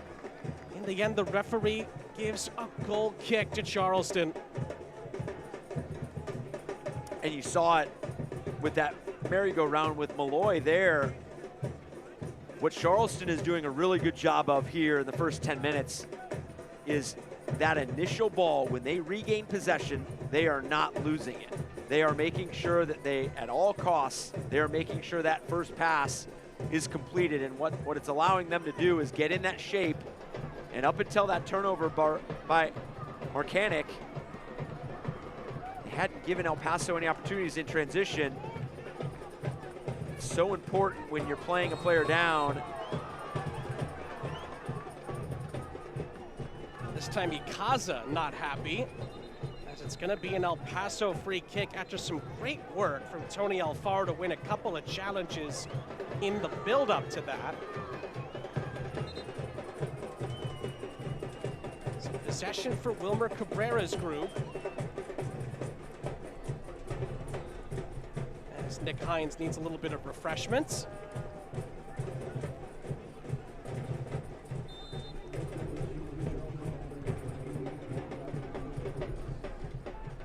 Good look at David Torres there, and I think for a night that... Well, here comes a shot. Oh, and it wasn't far away. I think that was Moshe Bani unleashing one for El Paso, and certainly Kuzemka was interested in it. On a night that is, for Charleston, just missing that final detail, missing that final moment as El Paso exchanging a dangerous opportunity there for themselves. Gotta believe that Torres feels like this is a night that he can tilt the scales. And other than that, chance midway through the first half with MD Myers and a block by Calvillo. Haven't had a lot of moments from MD Myers. He chased a good ball down that was clipped in behind. Now you had the early chance by Marcanic. There was a brief stoppage earlier. It's because Juan David Torres was booked for dissent for Charleston. So another player to watch out for as the game moves along. Ball is deflected into the middle. Waits. Just about gets there ahead of MD Myers. As we approach the hour mark, he outlets it onto this near side, well swept away by Leland Archer.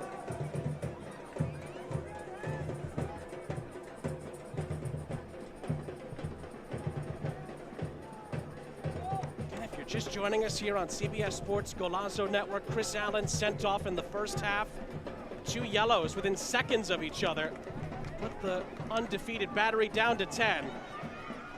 Marcanic's come on in the second half. Can he be a difference maker? He finds Ikaza. That takes a deflection. Handball appeals again from the Charleston contingent. They're gonna have to settle for a corner on the far side.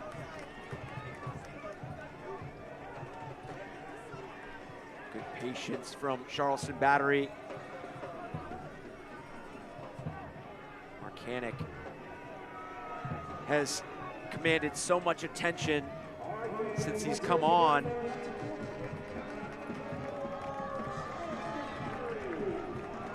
Another chance for Charleston to break the deadlock.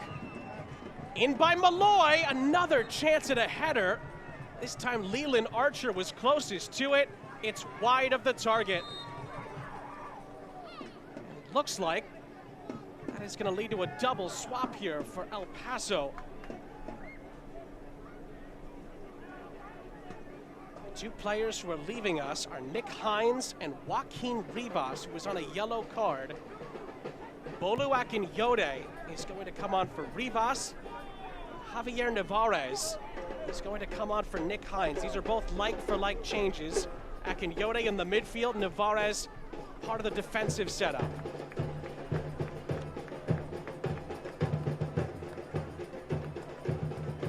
Some fresh legs for El Paso as we approach the hour mark here in Mount Pleasant, South Carolina.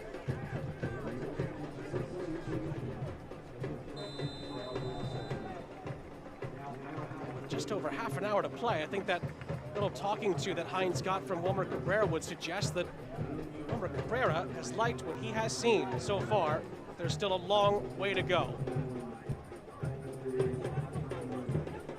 And along with establishing and wanting to see the defensive structure from his side for Wilmer Cabrera, he knew he was going to have to manage this match as well. He is with this team for the first time, has done the best he could to familiarize himself. And Akinyode, first involvement, picking up a yellow. That didn't take very long at all. Seconds after coming on. Akinyode can't believe it, but it's been consistent tonight. Those kind of challenges have been booked from the referee to the players.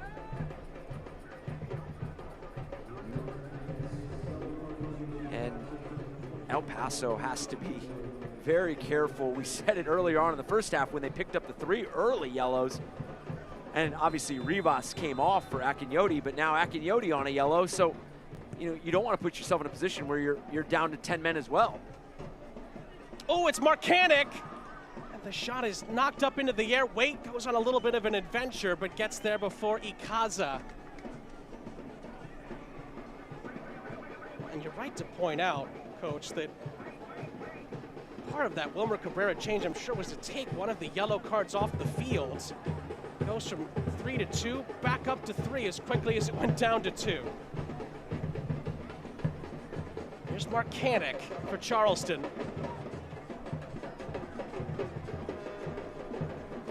We just see how fluid the ideas are from Charleston. And I'm going to keep saying it. The question is going to be is, can they do this for 30 more minutes? And Marcanic gets away from the first challenge. Navarez forced to make the second challenge. It's a battery corner. You just see how prepared each of them and collective they are in the movement. You see Malloy drop in. Ikaza finds space in that higher ground. You see Marcanic drop in to get on the ball. MD Myers finds that higher ground. I mean, and then it's flip-flop sometimes. MD Myers drops in and Marcanic becomes available. Torres, the ability to roam. But this is where Charleston has continued to be dangerous throughout this match. Malloy had good shape on it again, but it goes over everybody's head.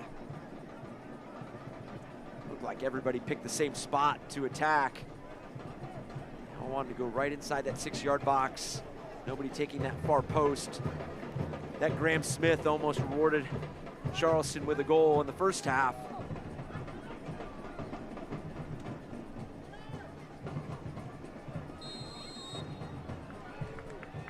Another whistle, another stoppage of play. It's an El Paso free kick.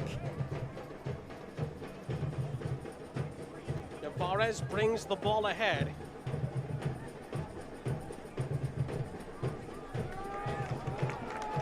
It's a miscue on the near side. Paso give the ball away very, very cheaply here. Just time to tell you that Select is the official match ball supplier of the USL Championship and many elite leagues throughout Europe. Visit us.select-sport.com for the latest Select products, specials, and more. Select is the player's choice. Just took a peek at the other scores around the league. Big win for Hartford Athletic. They beat Monterey Bay by 2-1 after trailing after 20 minutes. huge win for Brendan Burke and his side. Halftime in Oklahoma, it's Tulsa 0, Oakland 1. Could be a huge win for the Roots if they could survive the second half. And that's what you talked about in the first half. The players in the league and the players within teams getting time with their national teams, and what that's, you know, not only meant to the league, but the players that are being recognized within this league and the depth of this league. It's not easy to get results in the USL Championship. Chance here for El Paso up the other end. Akinyode. We tried to thread the ball back in. It almost opened up for him to take a shot on initially. Miscommunication leads to a costly turnover. And you go back to the start, everybody's talking about Pittsburgh, the start of the year, they just sputtered out of the gate, and now they find themselves well above the playoff line. In the 11 we talked about earlier. It's going to add Colorado Springs. Oh yeah, that's a great, yeah. As well. Yep. James Chambers has certainly turned a corner with the switchbacks. Even Phoenix, the champs, got off to a slow start, but Danny Stone now has them well above the playoff line again. And then you look at a team like Rhode Island, an expansion side, how incredibly tough they are to beat. I mean, now they're not picking up 3 points, and that's what finds them in the precarious position they are below the playoff line. Here's Stauffer for El Paso. That took a couple deflections. Stauffer follows up, takes a deflection out of play. It's a corner for Locomotive.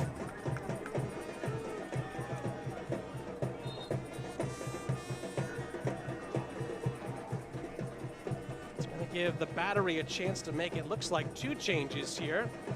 Nathan Dos Santos, who's really had a strong start to the season, is going to come on. Josh Drack is going to come off, and also looks like one of the Battery heroes from the playoffs a season ago, Arturo Rodriguez, is also going to come on as well. He's been a player that Ben Pierman's been dying to get back into the fold a little bit more often. He is going to come on, and Juan David Torres is going to be sacrificed for the Battery, and he was one of the Charleston guys on a yellow card as well. You can see maybe why Ben Pierman decided to take him off. Despite a pretty strong first half, I'd say, from Torres. Corner upcoming for El Paso after the changes. It's dangerous. Kuzemka gets his punch on it. Not cleared yet. Shabani tries to keep the attacking sequence alive, and he's going to be penalized for going over the top of Rodriguez, and Mo Shabani is booked.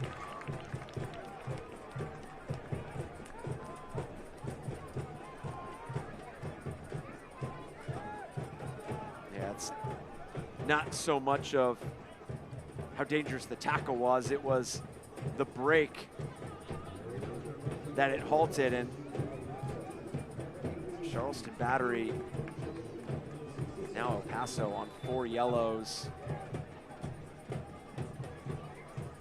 Charleston Battery, you could tell, are pushing to find that goal. They are not a player down, just looking to see this game out and pick up 1 point.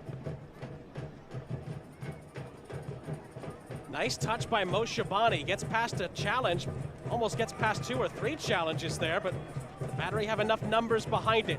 Marcanic gives the ball away. Stauffer. Dylan was calling for it. Stauffer, it's deflected to Calvio. He couldn't get his head onto it. And then the Battery with a little bit of miscommunication, but Malloy and Ikaza are able to get it out of harm's way. Game continues to stay on a knife edge. And some of the best opportunities that El Paso have had off of Marcanic turnovers, unfortunately. I mean, he's had the one really good chance he put wide.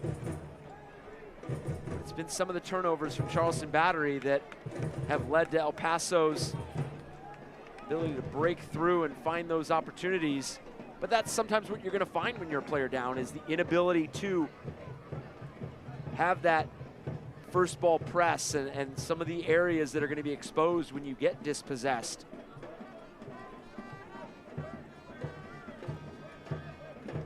Battery's championship era club record, 6 straight wins, is in jeopardy at the moment. They're trying to fight through it with just 10 on the pitch. El Paso trying to fight through it because Charleston are still that good, but also because they have 4 players on a booking.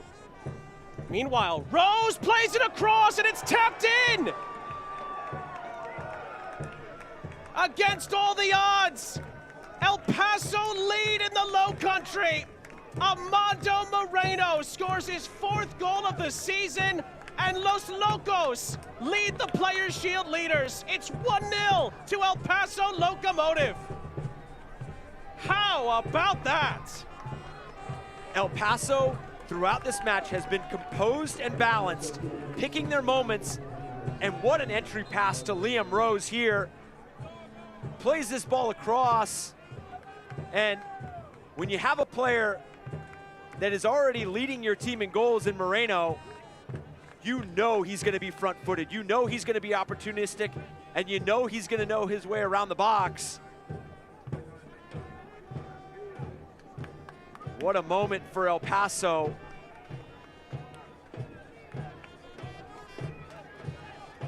And this is going to go back to what we spoke about a bit in the open. Now you've put yourself up a goal, and you've got the team that is leading the East in the Charleston Battery, a player down.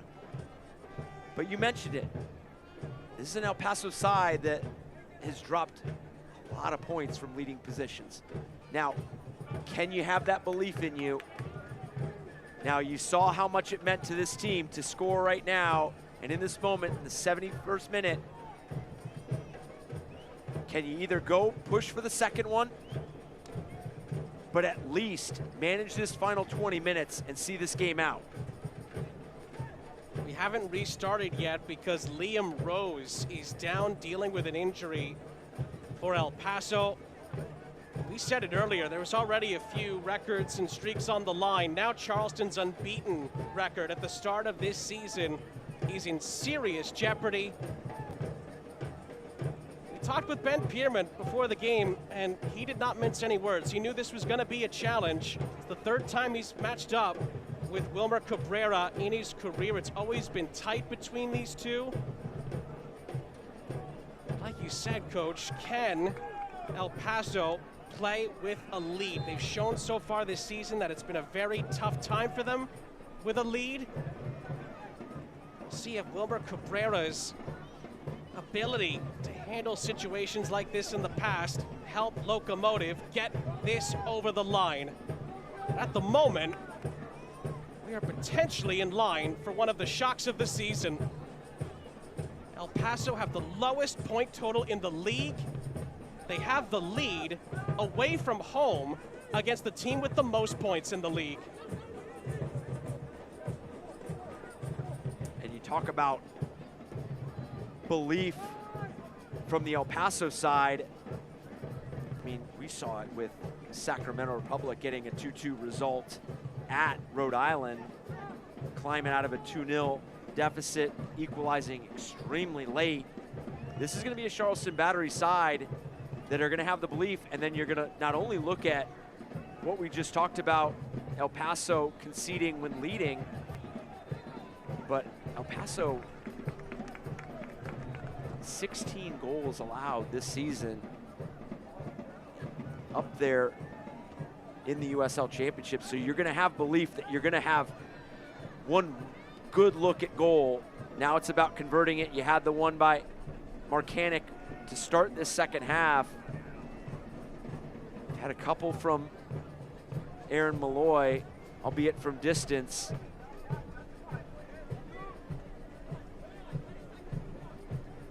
And some of those heavy legs from the Open Cup midweek, is that going to catch up to the Battery here? And Pierman talked about how they're going to have to work through that tonight. Down a goal, down to 10.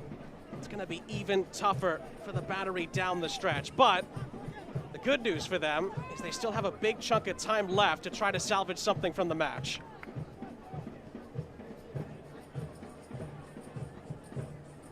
El Paso growing in confidence. Navarez brings the ball forward. Liam Rose looks to be okay. Gets back into the action. Akinyode. And now being a goal up, a player up, why not knock the ball around, make Charleston chase, wear these legs down even more. Then when you find that moment, just as that ball was played into Liam Rose for the Moreno goal, pick your spot and go. Calvio. Oh, it nearly fell kindly for Moshabani. Dos Santos and Graham Smith do enough for Charleston defensively.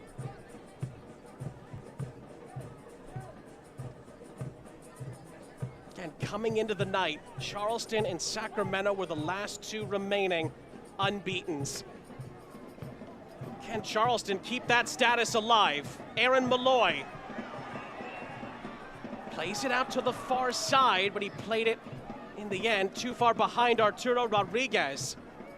You could see that Malloy wanted to put it on his right foot. El Paso forcing him to his left. He had no options but to play it out wide, and good bend but don't break moment for El Paso. Rodriguez for Dos Santos. Oh, Dos Santos just tried to slide it through the edge of the penalty area. And Navarez reshuffles the deck of cards for Locomotive. Dillon beaten to it by Archer. 15 minutes for the Battery to keep their unbeaten season alive. And who's gonna push through those heavy legs? Because there's no question that they're feeling it. There's just no way in the amount of days that you've recovered 100%. But who's gonna find it in them to make that final play, make that final action, connect that final pass?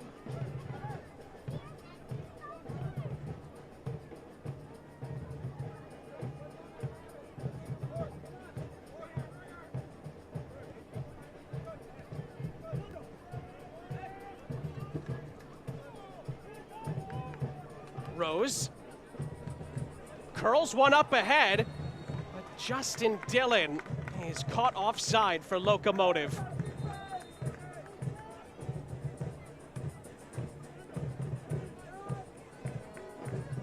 Charleston will make a change here. Emilio Icaza is going to come off. It's a historic moment for the man who's coming on. Robbie Crawford is about to make his 100th regular season appearance in the USL Championship and his 100th appearance for the Charleston Battery as he looks to come on and be a difference maker down the stretch. Great moment for him. He's hoping he can help Charleston turn the tide in the final 13 minutes. And 100 appearances, and for Robbie Crawford, the versatility, the almost being able to do it all, I think that's extremely important in a situation like this. So as you mentioned, a historic moment. He's been impactful throughout his career.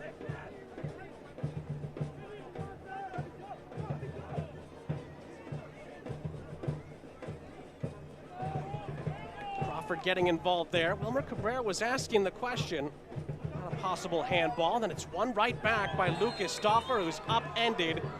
Looks like by Mark Segbers.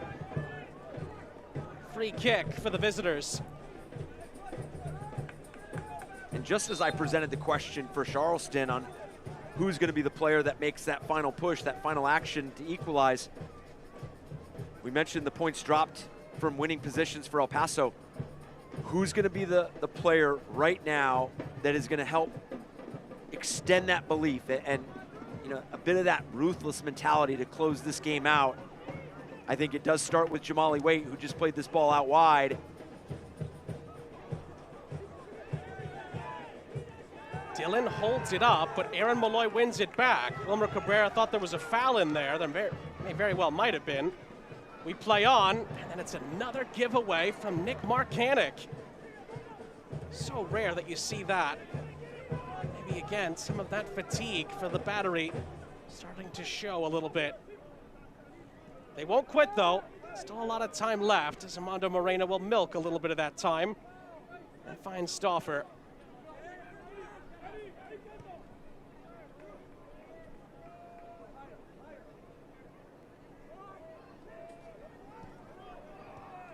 Malloy pressures Akinyode, who's able to get it into the path of Alfaro. And then a little nibble and a challenge comes in there. Free kick goes El Paso's way. I think Malloy penalized. It's only going to do El Paso a favor.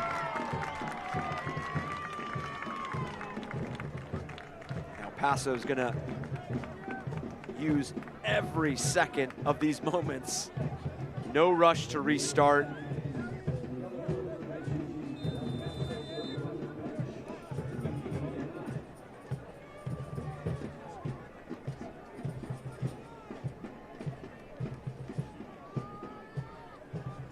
There is some movement on the bench for Charleston. We've also just been told that the El Paso bench received a yellow card. Saw Wilmer Cabrera off his seat a few times, not happy with a few of the decisions. Referee's seen enough. Just wanted to join Ben Pierman in the book. Both on a yellow now, and it's going to be a Battery throw. Told Charleston is going to get a change in though before the throw-in is to be taken. Jackson Conway is going to come on, and that is going to be it for Mark Segbers down the stretch. Well, certainly, Jackson Conway is a potential game-changing player and part of the great depth that Ben Pierman has at his disposal. And there was no question that the Charleston Battery were going to continue to push for an equalizer. But you bring on a player like Jackson Conway, bring off a defender, Mark Segbers, you know tactically this is going to look different. Players are going to occupy different spaces. Can El Paso recognize it, adjust? Do what they've been doing thus far, 82 minutes into the match. Absorbing when they need to. Again, bending but not breaking. Jackson Conway, by the way, is the last change that Ben Pierman can make tonight. Moreno plays it across. Leland Archer gets there just ahead of Dillon, who was ready to tap it in for a second Locomotive goal. And if this game, if Charleston Battery go ahead and find an equalizer, this is going to be a moment that you look at as keeping this game at 1-0, that intervention by Leland Archer. Because as you mentioned, Justin Dillon right there on the far post, just ready to tap that ball in, just as Moreno was on the Liam Rose cross. And sometimes you see that when you have the tactical change right away. You insert Jackson Conway, your back line looks a little different, and then that initial play out for El Paso, you expose that space. Then for Charleston, you make that adjustment. You're aware of it now, but you are running out of time to get this equalizer.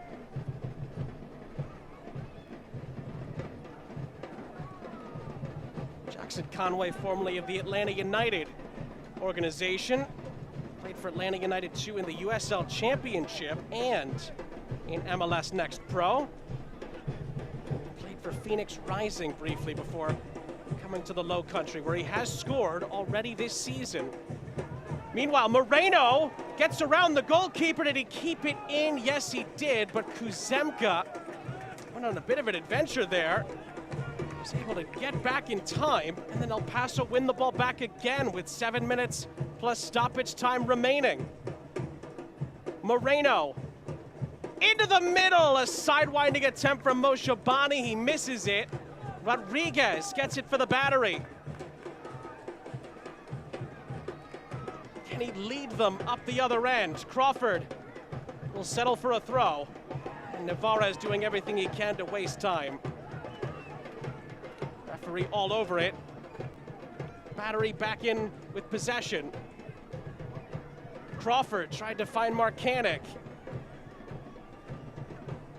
Not the best headed attempt there, and it falls for M.D. Myers. A little refresh opportunity here for Charleston. Crawford out wide. Rodriguez muscle his way to the edge of the penalty area. Navarez is all over it. Too many challenges from Rodriguez. Free kick for El Paso. And those are some of the moments when you're a player down, you have the opponents facing their own goal. You don't want to let them out easy, and especially when you're playing a side that has the 1-goal advantage, they're going to take their time. There's no rush. They're going to be able to get into shape. They're almost better off forcing El Paso to have to play out of that area. Another whistle is going to allow the Battery to get a free kick here. Look at the clock now, 5 minutes plus stoppage time for Charleston to stay unbeaten in the regular season.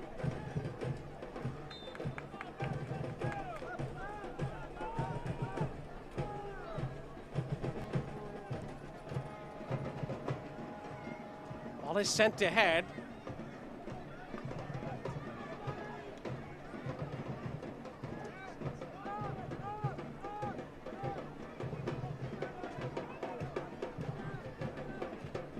Crawford. It's headed down, and the shot is a bit weak in the end from Jackson Conway. Looks like it's going to be a goal kick.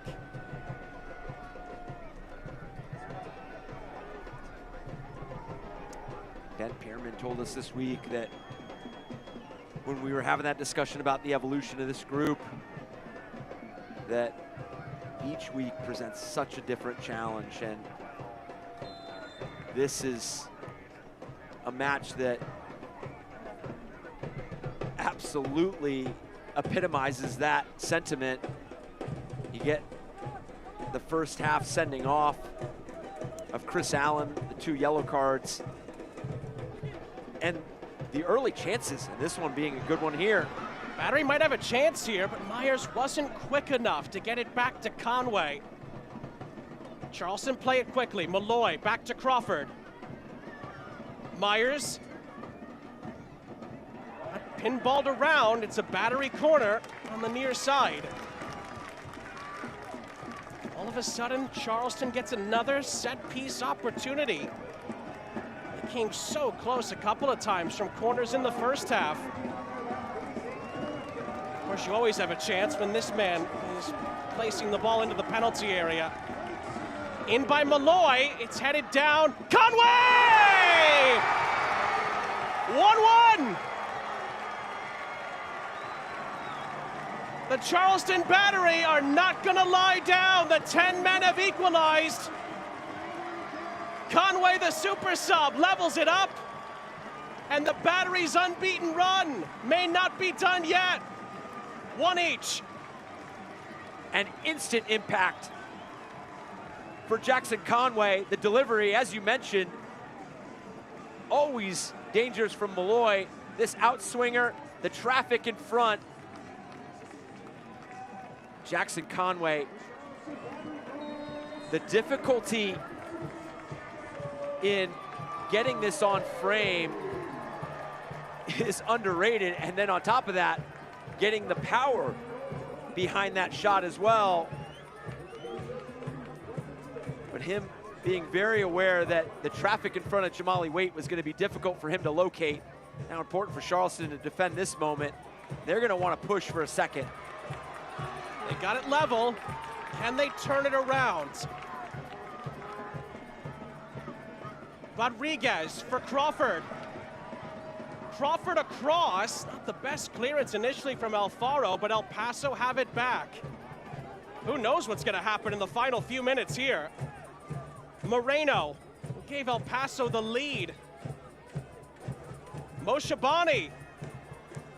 Navarez across! And Kuzemka just got a paw on it.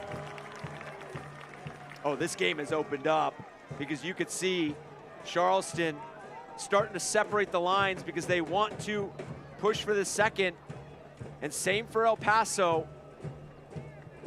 Being the player up, they are identifying those spaces that they're finding. And that service by Crawford that led to that sequence for El Paso, that's tough because you get that ball wide and you need to drive that ball in behind that back line and at least force El Paso in to make a play. Ended up at the feet of that El Paso defender. Easy for them to connect that first, second pass and be off on the counter.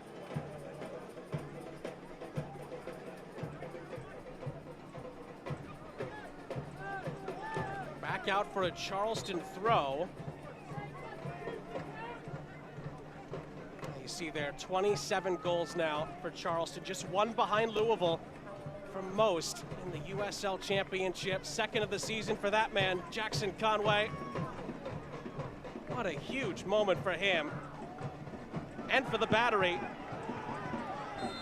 That's going to be a foul. It's going to be a free kick as we approach stoppage time, and the fourth official linked his subs board a little too early there. It looked like there was going to be 5 minutes. We're waiting official confirmation. There's 5 minutes left in the Low Country. And Pierman going through the sweat at the moment. Can his side complete an unlikely turnaround? They've been down to 10 for a vast majority of the evening.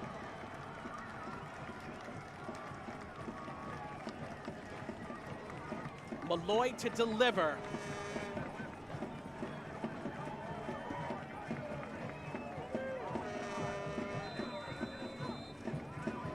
From the set piece. Oh, it's Myers trying to find the angle. Marcanic helped it along. Conway couldn't turn on it.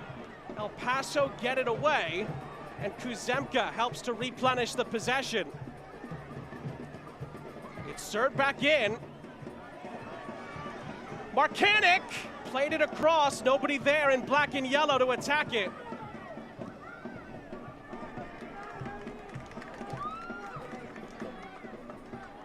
Crawford for Dos Santos. Dos Santos clips it in. Marcanic's header! Conway again! It pinballs around. Wade saves it. Akin-Yode clears for El Paso, and then advantage is going to be played. Locomotive have numbers up the other end. Moshabani held up. It's Moreno!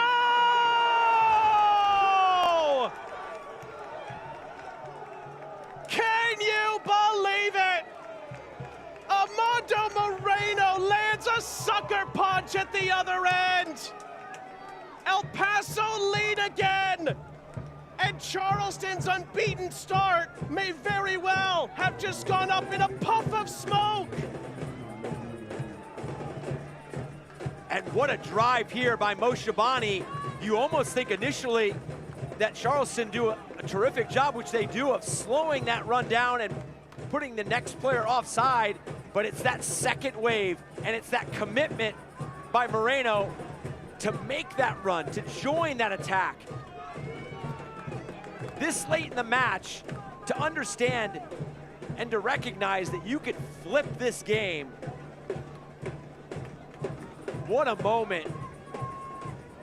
Not only for Moreno, who now has his second goal, the brace of this match, but for El Paso and Wilmer Cabrera's side. But now, it falls on them. They've got to close this game out. It's almost beyond words. What a sequence. It's a brace for Moreno, and it could be heartbreak for the Battery.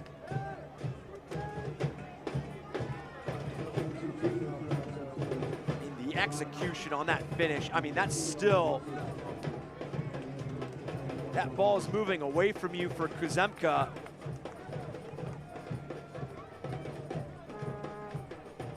The positive touch by Moreno. He had one thing in mind when he received that ball, was to take a positive touch forward, and as far as that touch took him, the next touch was going to be a shot on frame. Charleston have a minute and change, and they nearly get it to Myers. Archer follows up. It takes a deflection, and it's caught by Jamali Waite with only seconds left to play. It is a minimum of 5, so we could go past it, but the Battery have seconds left to stay unbeaten.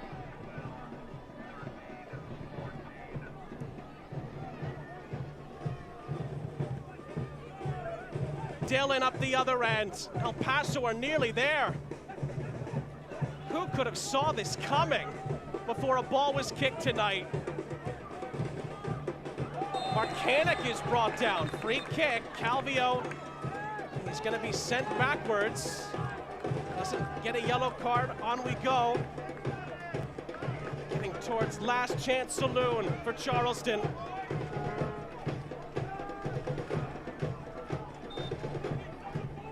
Malloy says a prayer. It's headed down, cleared away before it could get to Conway. And Moreno has the field to work with up the other end, but Malloy stops him. Is there enough time for one more chance for Charleston? Malloy. Myers has to get it into the penalty area. He'll settle for a throw. Crawford looks for the angle, sends it in. Archer didn't get the header right. Jamali Waite gets on top of it. And it's at the referee's discretion of how much longer we play.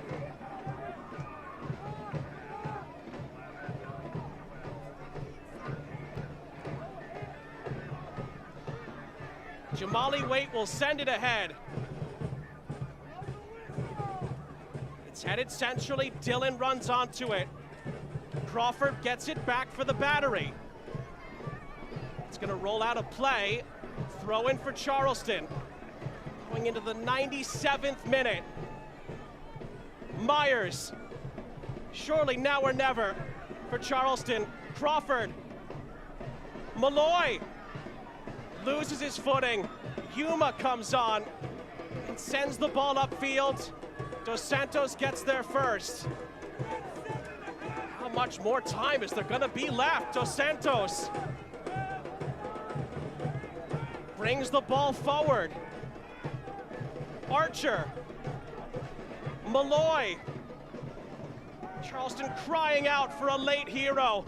Crawford into the middle. It's headed off the post. And it's out for a corner. Oh, you just can't make this up. And this is the delivery from Robbie Crawford, and just the slightest of glances, finding the woodwork. One more chance from a corner. Kuzemka's come up for Charleston, the goalkeeper. Archer's header is flicked wide by Dos Santos. It's a goal kick. And is that the Battery's last breath of the night?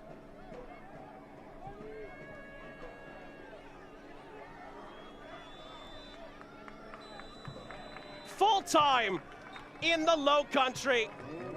What a first day at the office for Wilmer Cabrera. He comes to Mount Pleasant and he takes down the top team in the USL Championship. Charleston's unbeaten season ends. And El Paso Locomotive, against all the odds, win it by 2-1 against the team with the most points in the USL Championship.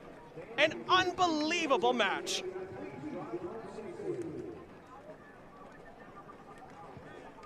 And it was not without drama throughout this match. This last chance, hitting the post there, preserving the 2-1 win for El Paso. Los Locos have done it. Armando Moreno is the hero with a brace. El Paso pick up their second win of the season, and it's gonna go down as one of the shocks of the season. We'll step aside and we'll wrap it all up next. El Paso wins it by 2-1.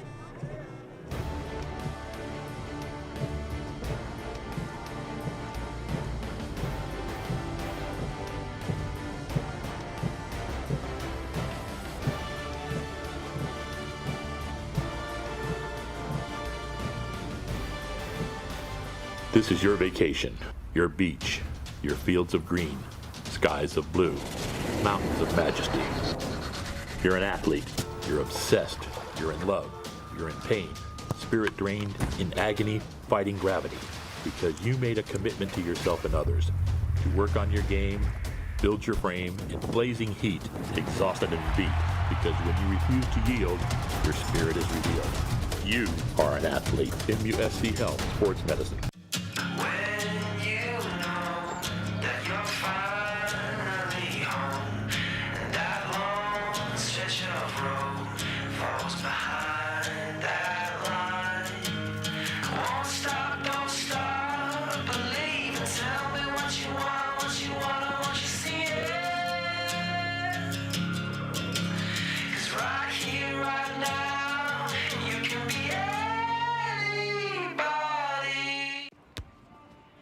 Hola. ¿Alguna otra cerveza? No, Michelob Ultra. Ok, ahora vuelvo. Your vacation, your beach, your fields of green, skies of blue, mountains of majesty. You're an athlete, you're obsessed, you're in love, you're in pain, spirit drained, in agony, fighting gravity, because you made a commitment to yourself and others to work on your game, build your frame in blazing heat, exhausted and beat, because when you refuse to yield, your spirit is revealed. You are an athlete. MUSC Health Sports Medicine.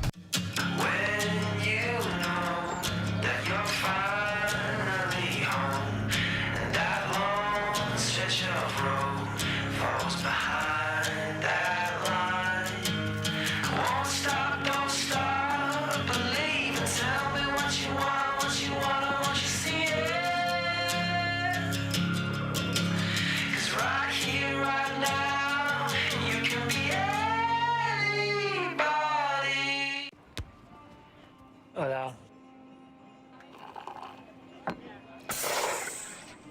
¿Alguna otra cerveza? No, Michelob Ultra. Ok, ahora vuelvo. I said earlier this week, he's just a coach. He's not a magician. Could have fooled us. A remarkable win in his first game in charge of El Paso Locomotive, beg your pardon. They take down the Battery by 2-1. This is why we play the games. We have to pick a man of the match for Charleston. It is Jackson Conway in a losing effort. It is presented by Heineken. He got the Battery back into it, but Armando Moreno was the man for El Paso and ends up breaking Battery hearts in stoppage time. We'll get to that in a second, but first, Coach, we look back through the first parts of the highlights. It begins with El Paso on the attack. Highlights are brought to you by Michelob Ultra. And it was this pass by Calvillo to Liam Rose, and then it takes that deflection over on its way to Moreno. But for these to happen, you have to be committed and you have to be opportunistic, and that's what El Paso showcased tonight in the 2 chances and the 2 goals that they had. And for Charleston Battery, it was a bit of a missed opportunity. Jackson Conway came on as substitute.